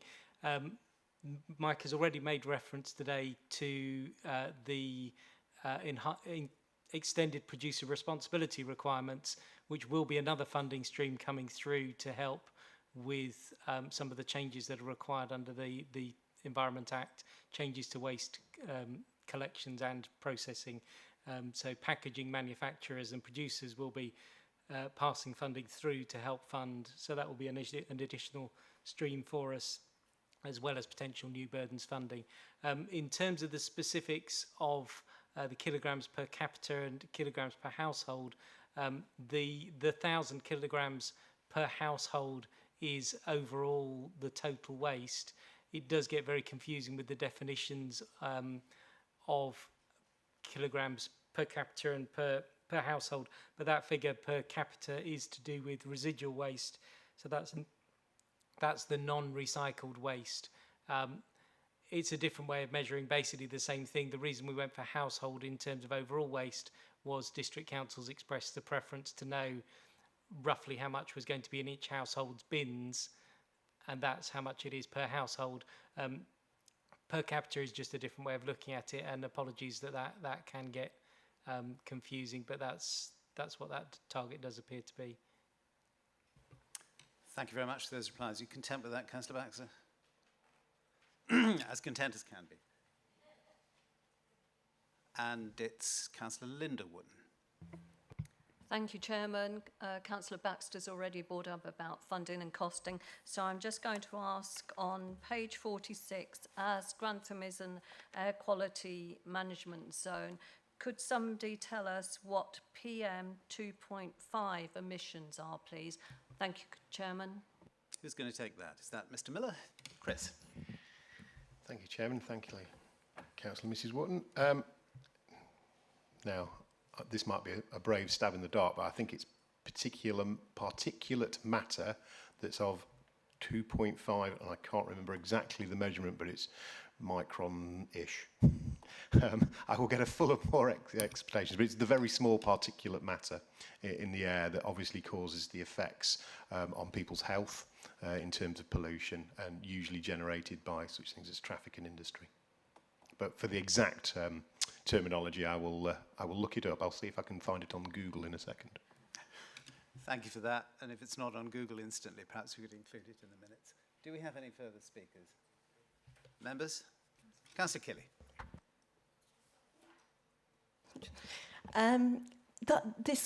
What you've just said, if you don't mind me calling you Chris, is that impact has been mentioned in my district because I represent Park Ward in Lincoln City, and obviously there's lots of traffic.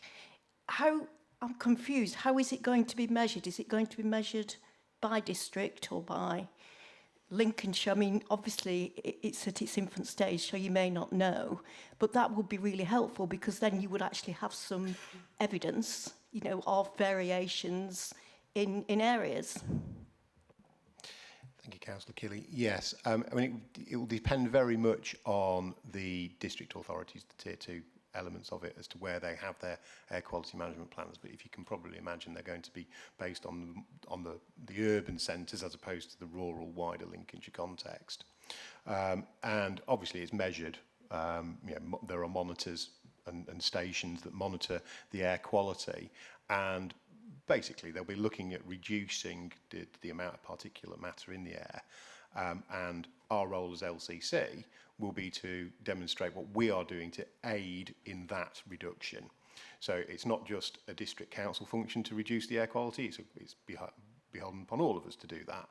And we have to then report back into their air quality management plans to enable them to make that analysis to make sure that we are doing as much as we can. So for example, as I say, I mentioned a road scheme would be one such element where we could demonstrate we're reducing the amount of traffic, or an active travel scheme, for example, where we're looking to change the traffic flows from vehicular to cycling or walking, and just to see what implication that has on the particulate matter in the air and whether or not we're making those reductions. So, okay. Thank you very much. Anything else from members for any of our officers? I'm not seeing anything, in which case we will move on to the proposal in the knowledge that this one will come back again and again, and it is going to be so very challenging in every area that we operate in. However, formally speaking, I move that the committee receives the report and request that our feedback and comments from today's discussion are taken under consideration in relation to future activity related to sections of the Act that are soon coming into force. I also move that officers commence all preparatory work required and prepare a sustainability and natural environment assessment template for inclusion in council decision making, and that further updates and feedback to this committee as various elements of legislation are brought into force are provided. Does anyone dissent? I'm seeing nobody. In that case, thank you very much indeed. That is agreed. Thank you in particular to our officers. Chris, would you like to come back before we move on from this? Sorry, Councillor Carrington, just to answer, Councillor Mrs Wotton, with the exact answer. It is fine particulate matter, and it's measured in 2.5 microns or less in width. Or very, very small. Excellent. Thank you very much indeed for that piece of information. We will move on to the next item on the agenda, although we will certainly be coming back to the Environment Act again and again.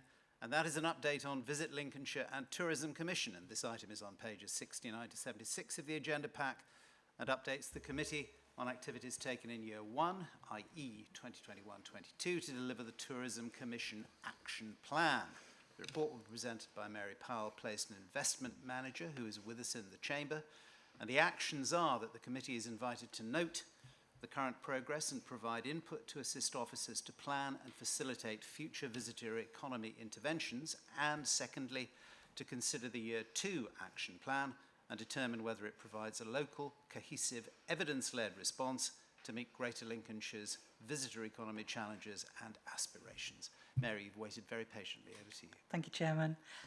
Councillor Davey set up the Tourism Commission with businesses from across the county of all shapes and sizes, and they came up with these series of recommendations for the short to medium term to kind of the problems of the time of the hospitality sector. And we were given some additional funds which we've allocated over 2 years and delivered a whole range of work across sort of 4 areas really, which is investment, skills, product development and marketing. And we've tried to sort of keep that work, not concentrate on any one thing, but to actually kind of proceed across a broad front. Our second year's work is sort of learning from what went well in the first year. Some things take longer to deliver than just 1 year, so some things are carrying on. But just to sort of pick up some highlights of the work that we did in the first year, the Green Tourism Toolkit has been very well received. We have redone the Visit Lincolnshire website, which is working extremely well now, and we've developed business.visitlincolnshire, which is to kind of solve some of the skills problems that we have within the sector, which emerged during lockdown when some of our businesses probably missed out on grants because of their business skills and the lack of, I'm afraid. And that is now working well for us, and it brings together all in one place all the information, and it's aimed at those hospitality businesses, and we're constantly adding to that. We're running a programme connected with that website called Hospitable Boost, which is to help businesses. We put 29 businesses through the first course. We didn't lose a single one. The feedback has been amazing, and we now have a waiting list for the next programme of Hospitable Boost, which will begin in October. Obviously, we have a seasonal thing as to when we can deliver things. So obviously the autumn, winter, early spring is when we need to make sure that we're delivering things. So we have a kind of a cycle of how we make things work, because once the season is in full flight, it's really hopeless trying to engage with the businesses. So that's the kind of way that we work. We've done a lot of product development, working with Chris on the walking. It's one of the most popular areas of the website. We've got plenty on the website, but we think we can do better, and we're working with Chris's team on that. Bird watching is something that we've recently launched, working with, in fact, it was the Lincolnshire Bird Club that came to us. It had been an idea that I wanted to develop, but actually hadn't done anything, and the Bird Club came to us, and we've been working with them, RSPB, Wildlife Trust, National Trust, Natural England, and we've launched the first trail, which is the coastal one, and we have 3 more to deliver, which will mean that we're covering the whole county. And Lincolnshire, you know, we're underselling our bird watching offer massively, and we have a great offer. So I think the way that we're doing it now will work much better. And we've improved our PR, our social media, and our marketing, and the website is. We're constantly looking at the quality of it and developing that, and we're developing a lot of video because that's working extremely well for us. So a lot of it is sort of continuation or looking at what we've done and developing it still further. Very happy to take any questions on any of that. Thank you very much for that report. So yes, questions. Councillor Taylor, you I think were first. Thank you, Mr. Chairman. I do welcome this report. Such interesting information here. It's welcome to see. And we all wish to see more visitors to Lincolnshire. Particularly interested when you talk there about the bird watching and the many sort of aspects people can visit here. But the question is, we know people visit this region or the eastern part of the country, maybe they travel to Yorkshire or where I live in the south of the county to Norfolk. Is there any engagement with those counties to attract visitors that may be actually heading for those counties to also call into Lincolnshire while they're in that area? Because I believe there's potential to tap into there. Quite a tricky area. Tourism that we're not good at sharing, and we do know that Lincolnshire and Norfolk Yorkshire and Norfolk have a very good offer, and I think that Lincolnshire has been in the past poor at actually saying what we've got. So some research that we did only a couple of years ago, when people were asked what they wanted, we had got it, but they didn't know we'd got it. Now, obviously, that's our fault that we actually haven't sort of put across that. So I think visitlincolnshire.com has been, and why we've actually, that's been sort of at the core of what we've been doing, is to make sure that we're being absolutely clear about what we've got, and not assuming that everybody knows what we've got. And I think there's been too many assumptions and not enough actually putting it out there. And we're doing much better on that, I think. Thank you, Mary. Thank you, Councillor Taylor. Councillor Fleetwood. Didn't realise that's so far up the queue. At the top of page 74, there's a statement about serviced accommodation. Yeah. And I find it slightly surprising that serviced accommodation is down in Lincolnshire, because in other parts of the UK it is up, because so many people are doing multi-generational holidays where you've got grandparents paying for the holiday, dare I say it, their children and their grandchildren going away together, and obviously not wanting to get onto aeroplanes doing UK locations rather than going overseas. So I'm quite surprised to see that we're actually down. I can understand the difference between hotels, B&Bs and the larger serviced accommodation units, the percentage is there, but I just find it very surprising that we are down. I think it's a COVID thing, is that the non-serviced, i.e. the self-catering, is more popular because it's perceived as you're being away from other people, whereas in a hotel or a B&B you are more with people, and that's the bit where they haven't recovered quite as fast as the self-catering. And of course family groups quite often do like a big cottage where they can all be together in those multi-generational families that you talk about, and they are extremely popular. I mean, this is from the 2021 data, so it is very much the latest data. I'm sure the serviced accommodation will recover. They just haven't recovered as fast as the self-catering. Certainly, I'm not trying to amplify but certainly I tend to agree, and I listen to what you have to say. But my experience in other parts of the UK on that type of accommodation is that you can virtually name your rate and charge whatever you wish, and it's to such a degree that it's virtually impossible to make a booking. They're absolutely booked out. So, yeah, I still struggle to see why Lincolnshire on the service accommodation front.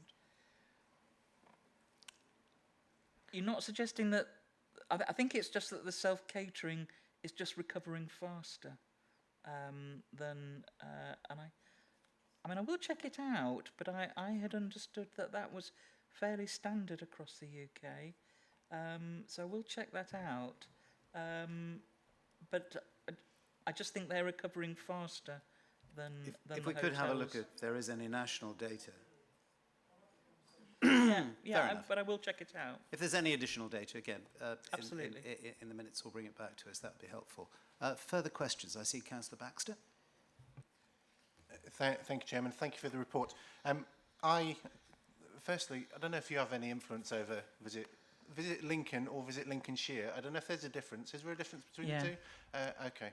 Well, anyway, one of them has got Market Deeping as a village and not a town. If you could put that right, that would be handy.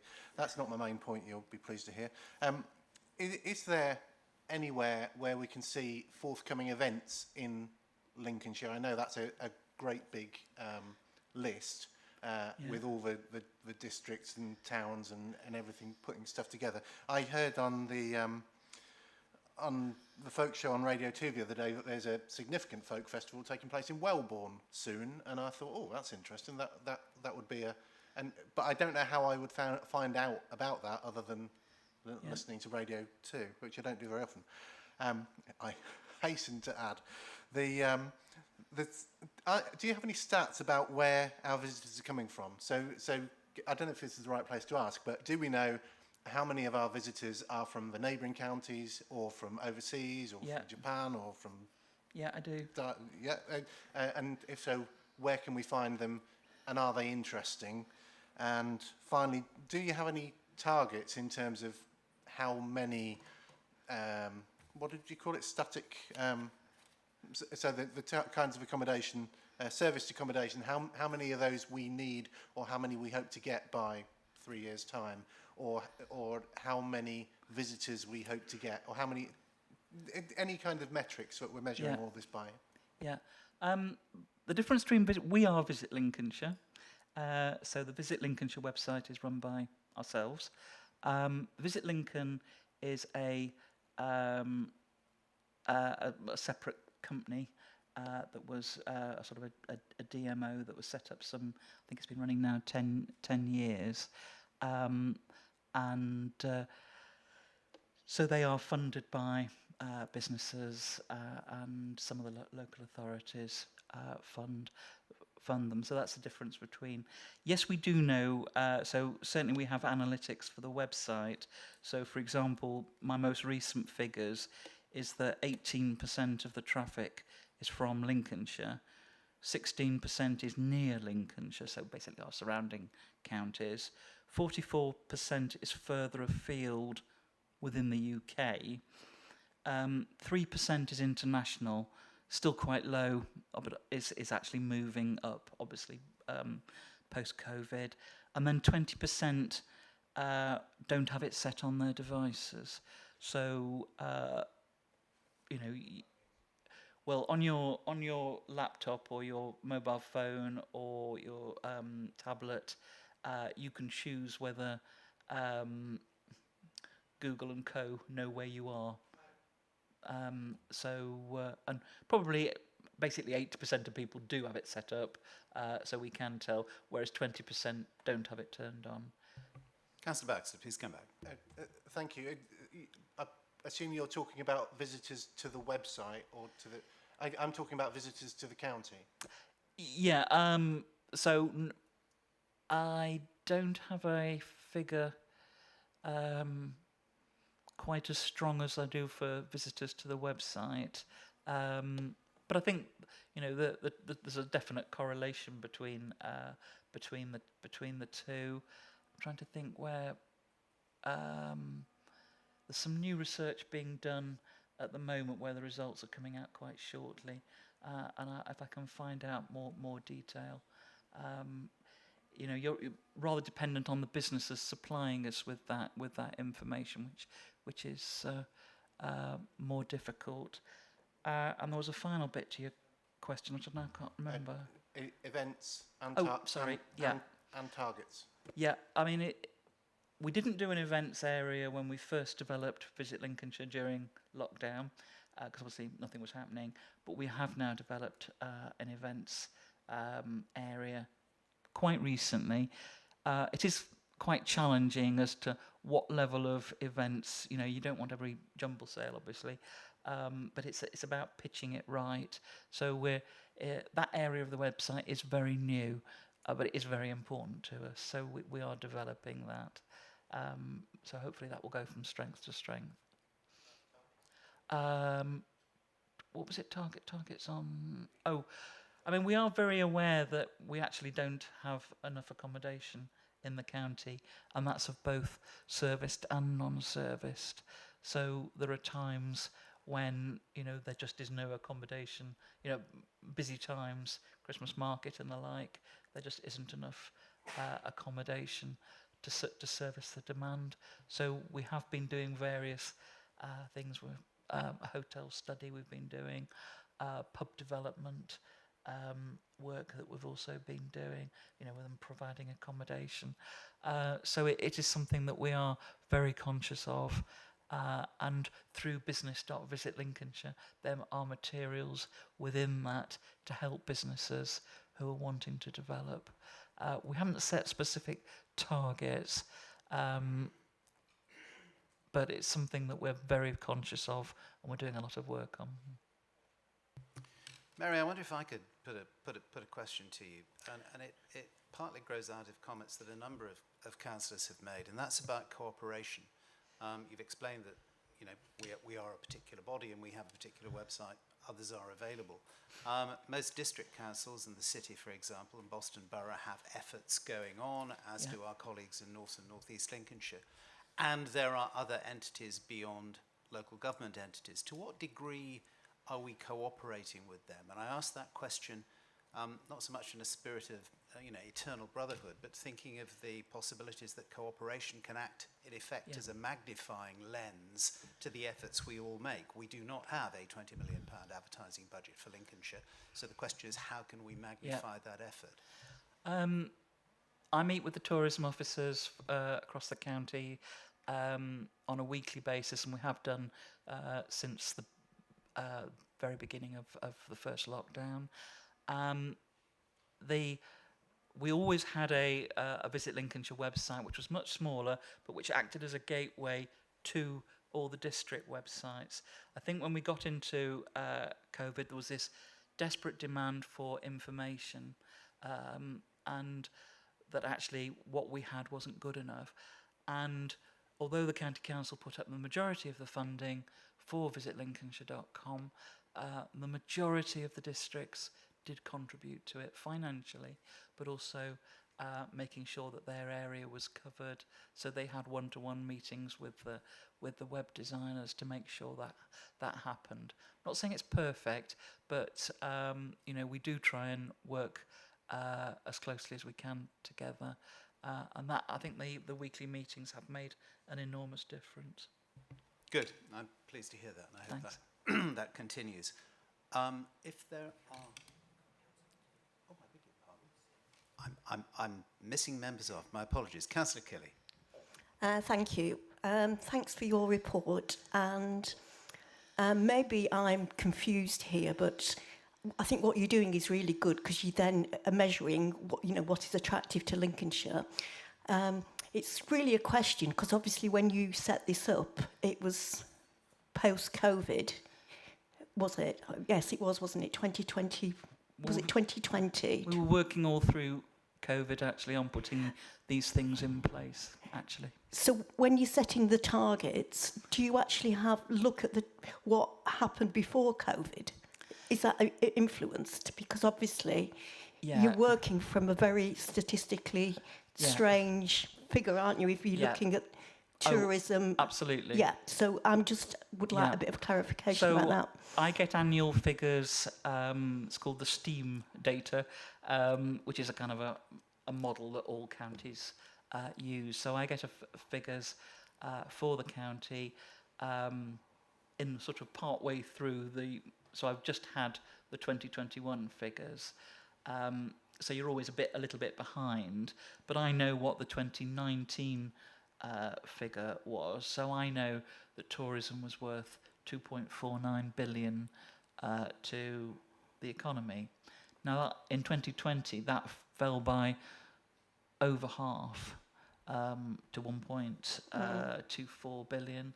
We're now back up. So last year, we're back up to 2.03. So we're not up to 2019, but at least I know the direction of travel. So those figures, I mean, it's kind of difficult. You know, there's no passport control, so it's kind of difficult to count. But at least it's the same model that you're using each year, and so you got that point of comparison, so you know whether you're up, down, or indifferent, and can plan accordingly. And within those figures, I've then got it's broken down quite massively, actually, amongst all the sectors, whether it's caravans or self-catering or hotels, B&Bs. So it gives me lots of extra information within that, which is very helpful. Thank you. It's just really referring to what Councillor Fleetwood said. I'm really surprised as well, because with staycation, it's really difficult to get any accommodation in the UK, full stop. So, you know, why has Lincolnshire got this issue with, you know, the accommodation is not full? And so I would reinforce what he's mentioned. I'm surprised as well, because it seems a bit strange. Well, as I say, I will check out, because I mean, they were incredibly full last. Once lockdown lifted in 2020, get my years mixed up, 2021, and were extraordinarily busy. And I know that a lot of them had staffing issues, which made life extremely difficult, and that problem is ongoing. I will check out whether it's a UK problem, which I had understood that it was, but I could be wrong. But yes, I mean, yes, my goodness, they were full and very busy. So I think it may be almost a nuance of, self-catering could not be had for love nor money, but maybe there was a bit more sort of leeway in the serviced sector. But I will find out more. Okay, thank for you. Okay. Thanks. Thank you very much. Councillor Sear. Now, I understand you visit link is different. Visit link is like people come, they promotion the business. The business who put money in to create the visit link. And you are visit Lincolnshire, it's a two separate website. Yeah? Yes. Yeah. So because my colleagues say it's supply about accommodation not being fully filled. But it's I look on the both website, one for Visit Lincolnshire, you seem to promote in Lincolnshire town, like Castle around here, but not on the East Coast. And I found out by some of my colleagues or some friends who have accommodation or self-catering. Doing this, they say they collapse down, people not coming, it passes too expensive on the fuel price. If you check it, a lot of booking people you to bring a caravan or self-catering not coming because they can't afford it. How can we, if you promote this about Visit Lincolnshire, owning I see more like Visit Lincoln Castle and all that. But Lincolnshire got more offer on the East Coast to promote it. And people come on the days cheap, but you want them to stay more than one day. Yeah. How you got to do that? And and I'm really concerned because you say accommodation not being filled, but I found out past the people you to pay to come and they decide they cannot come. Because you cannot pay the COVID the last time, but now the COVID lifted. The first year, of course, everybody want to come out to the seaside, come out of their own home. But now, people think, what more you got offer? You have to look more what, you know, bird watching goat, naked girl, panty suit and all that loud. In Lincolnshire, outside the Lincolnshire city, you have to look, you know, so ain't my concern. Right. I mean, the Visit Lincolnshire website, you know, our numbers are extremely good. Our booking from it is at 16%, which I understand is very high.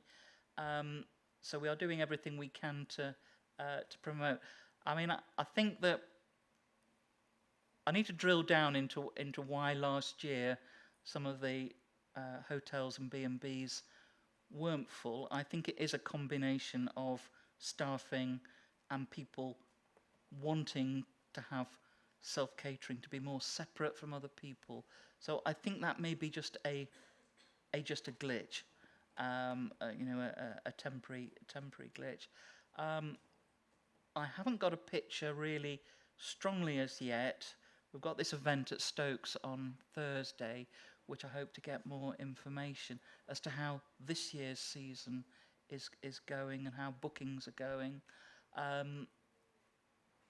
to know whether they, I mean, as I understand it from what I've heard so far, is that they are all very busy, but struggling with staff.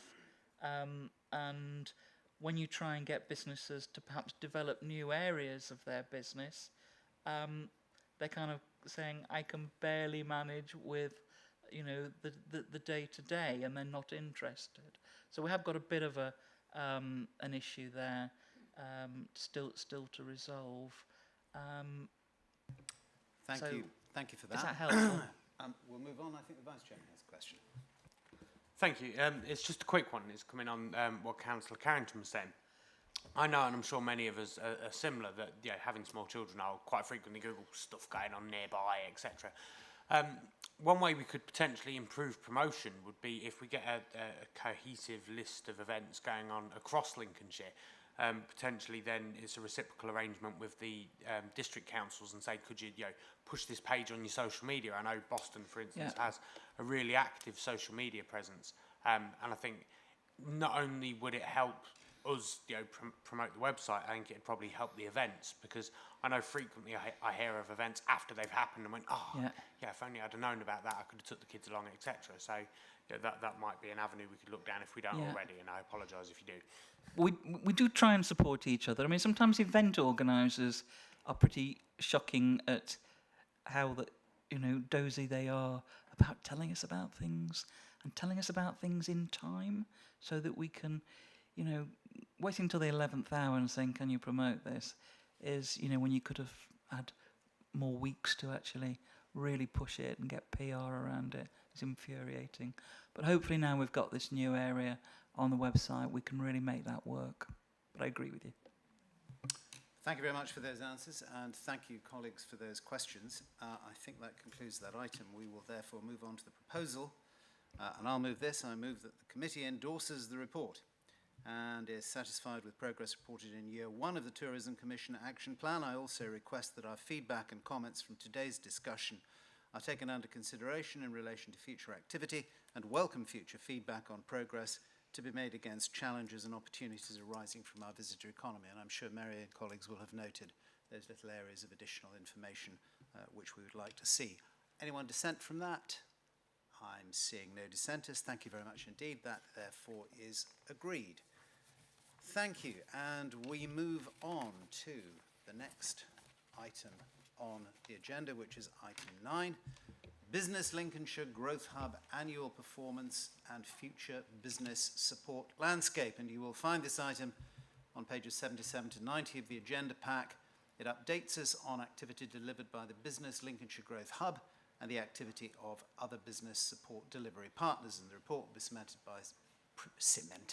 The report will be presented by Samantha Harrison, Head of Economic Development, and the committee's action is that we are invited, 1, to note the current progress and provide input to assist officers plan future Growth Hub services, 2, to note that publicly funded business support across Greater Lincolnshire has assisted a high number of businesses, and that coordinated approach of the Growth Hub has helped businesses to understand what support is available.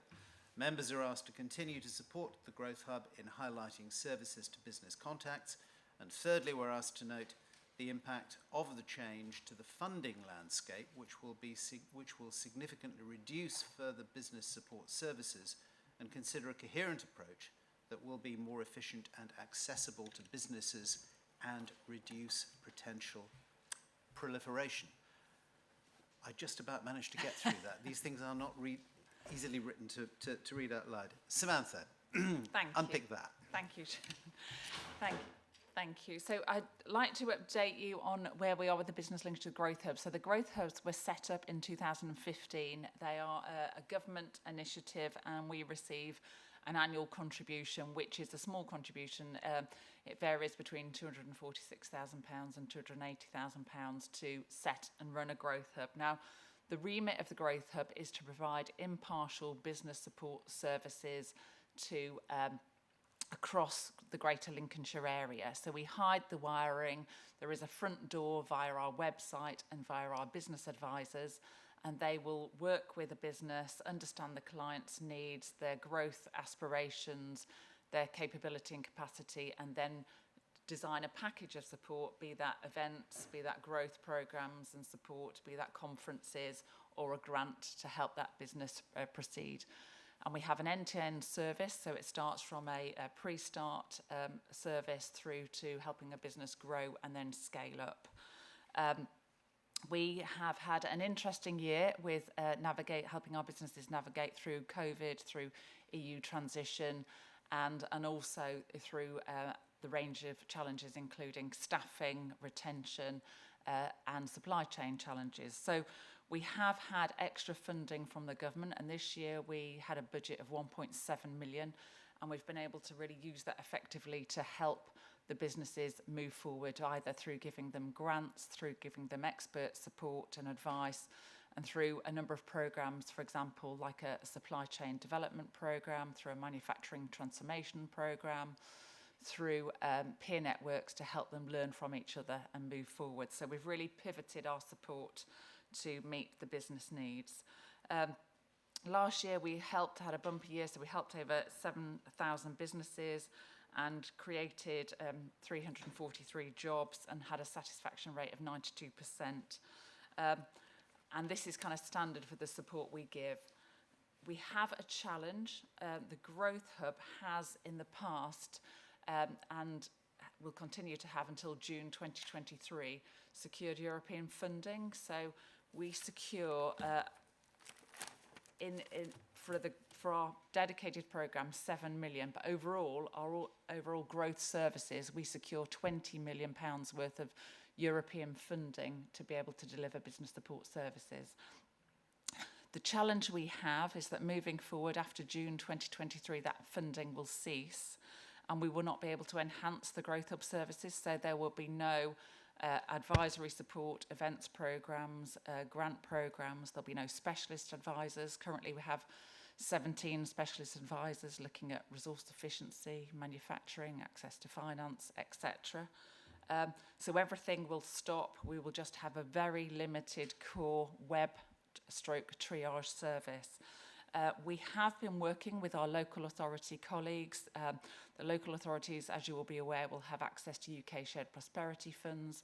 The challenge we have is that we realise the UK shared prosperity funds for Greater Lincolnshire equate to 33 million, but there are lots of expectations on there in terms of delivery for capital programmes, for residents, for skills and for businesses. So in order for us to access that funding, we are trying to work with the colleagues to establish a core offer.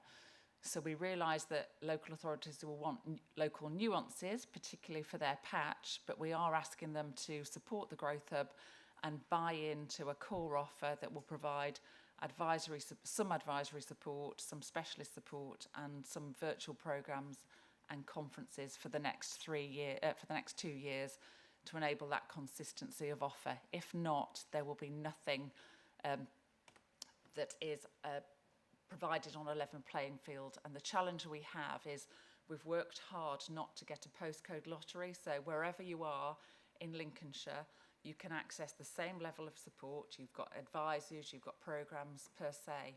And moving forward, if we don't get all 10 local authorities to buy into this core offer, we'll go back to a patchwork provision. So if one doesn't buy in, then their district will not be able to access the services that we can provide.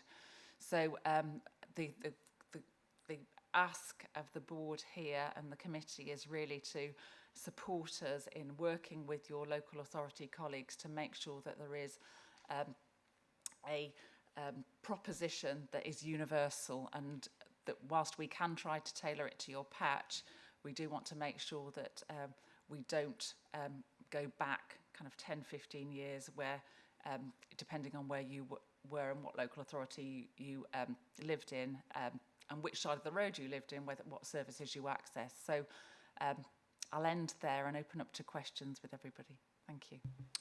Thank you very much for that report. I'm looking around the room to see who will start us off with questions. Councillor Baxter.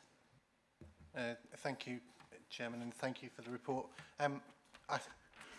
If I thought there wasn't maybe enough data in the previous report, this one has really made up for it. And I love your dashboard. It's lots of colour, but it's going back to the beginning of the Growth Hub, which is 7 years ago. Is that right? Yes. Yeah. So the figures that we've got: 2,000 jobs created, or 1,910 jobs created, of which 2/3 were in Lincolnshire proper, if I dare use that term, over 7 years. So that's about 250 jobs a year over the whole of Greater Lincolnshire. Is that good? I don't have a measure of what's good and bad, and also I can't see any breakdown of year by year. Maybe I'm looking in the wrong place, but this is over 7 years. What have we done over the last year or couple of years?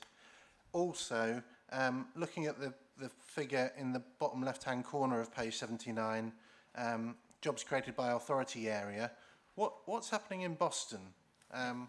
Boston seem to be struggling to keep up with the rest of the county. I think that's enough to start you off, Chair.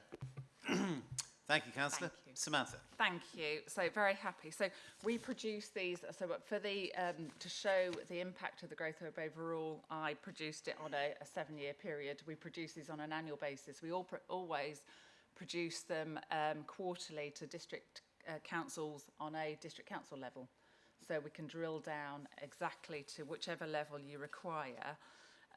And in terms of the jobs created, what we have seen is that we are really helping our businesses to move forward and automate.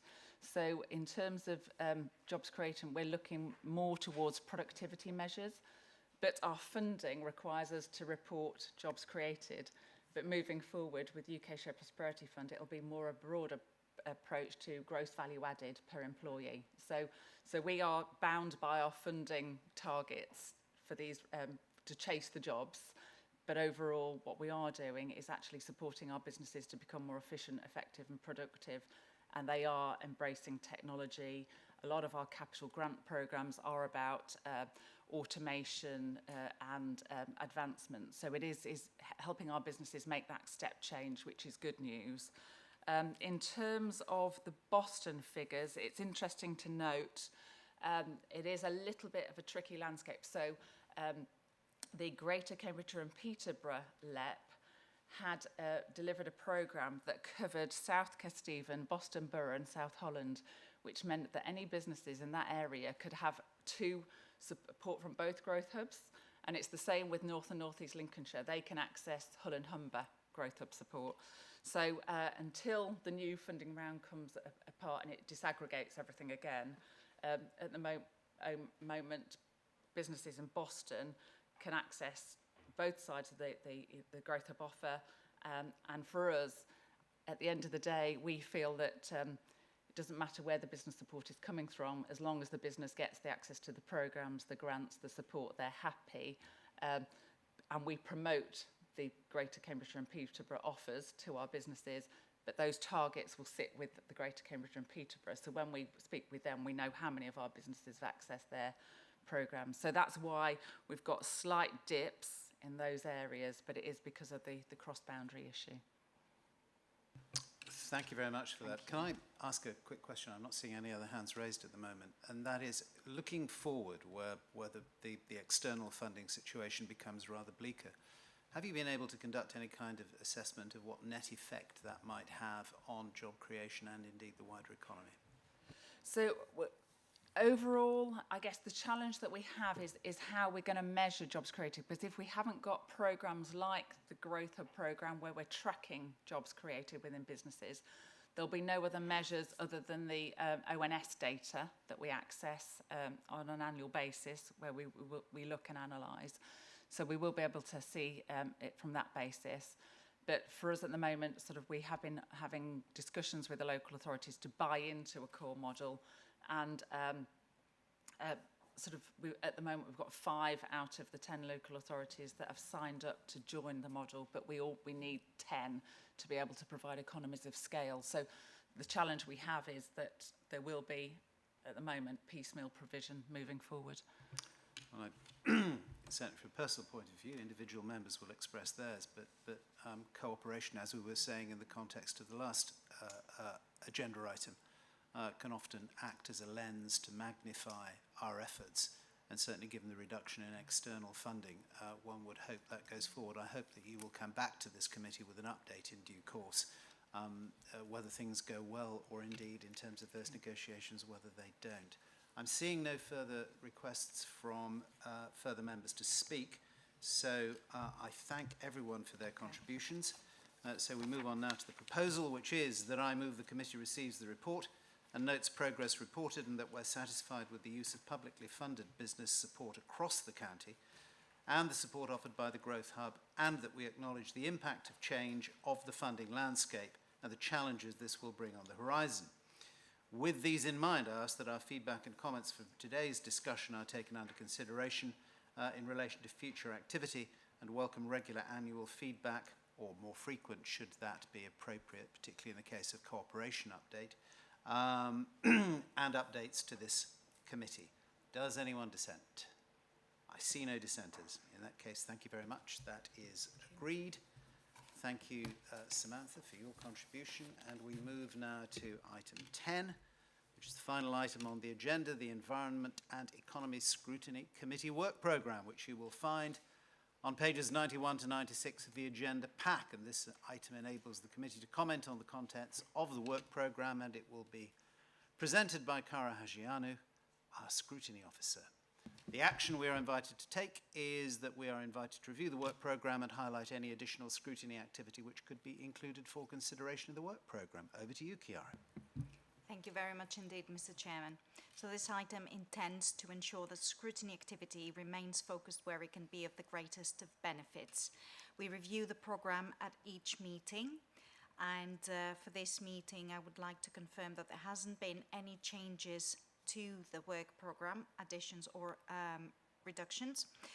In terms of our next meeting on the 13th of September 2022, we will receive the service level performance reporting against the performance framework for quarter 1 for 2022-2023. We will receive the coastal car park strategy.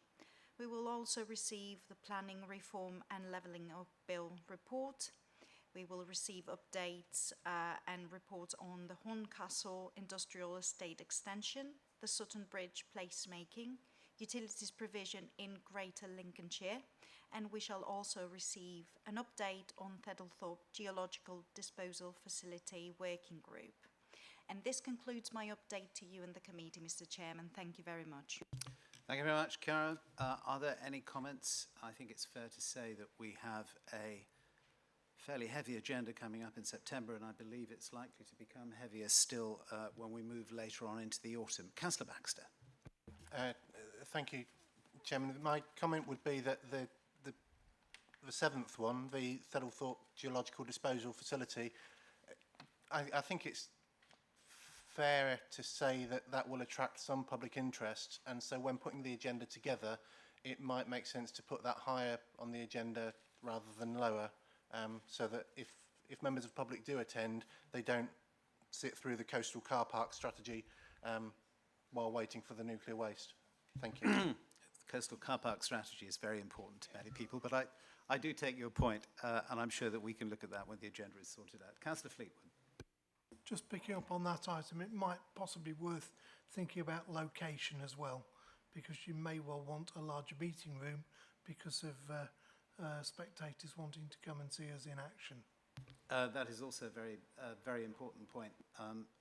I'm very much minded that one of Councillor Wotton's great strengths was allowing people to take part and actually reaching out to groups and individuals so that their voices could be heard by this committee as it does its work. And again, I'm sure that we will look at that and other items of great popularity when we consider the agenda and the physical arrangements for the meeting.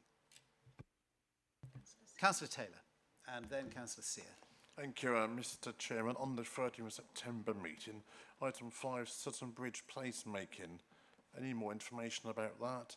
And are residents or stakeholders in Sutton Bridge fully aware of this or what to expect? Thank you. I am afraid I do not have any further information around this at this point. I'm not sure if any of our colleagues, officers, would like to pick this up. Vanessa, thank you. Would it be appropriate for us to speak after the meeting and we can share the information that we have and the work we've been doing? Okay, thank you. Thank you very much, Vanessa. And Councillor Sear. On item 7, I am actually placement for it, but that where I live. I would like to come to attend, please, if possible. You will, I'm sure, be very welcome. Thank you. Are there any other members wishing to make a contribution at this point? I think not. Cara. Just as point of clarity, any items that were agreed today will also be added at in the work programme under the list of items to be programmed. Thank you. Well, seeing no further members wishing to speak, the proposal is a simple one. I move that we note the report and approve the existing work programme as detailed in pages 91 to 96, including the additional items and updates highlighted in discussion today. Does anyone dissent? I see no dissenters. Thank you very much indeed. That is agreed. And can I thank everybody, all our officers, all our members, all those who have participated through the live stream for what has been a very interesting and informative committee. And I wish you all a very safe journey home. The meeting is now closing at 14 minutes past 12. Thank you very much.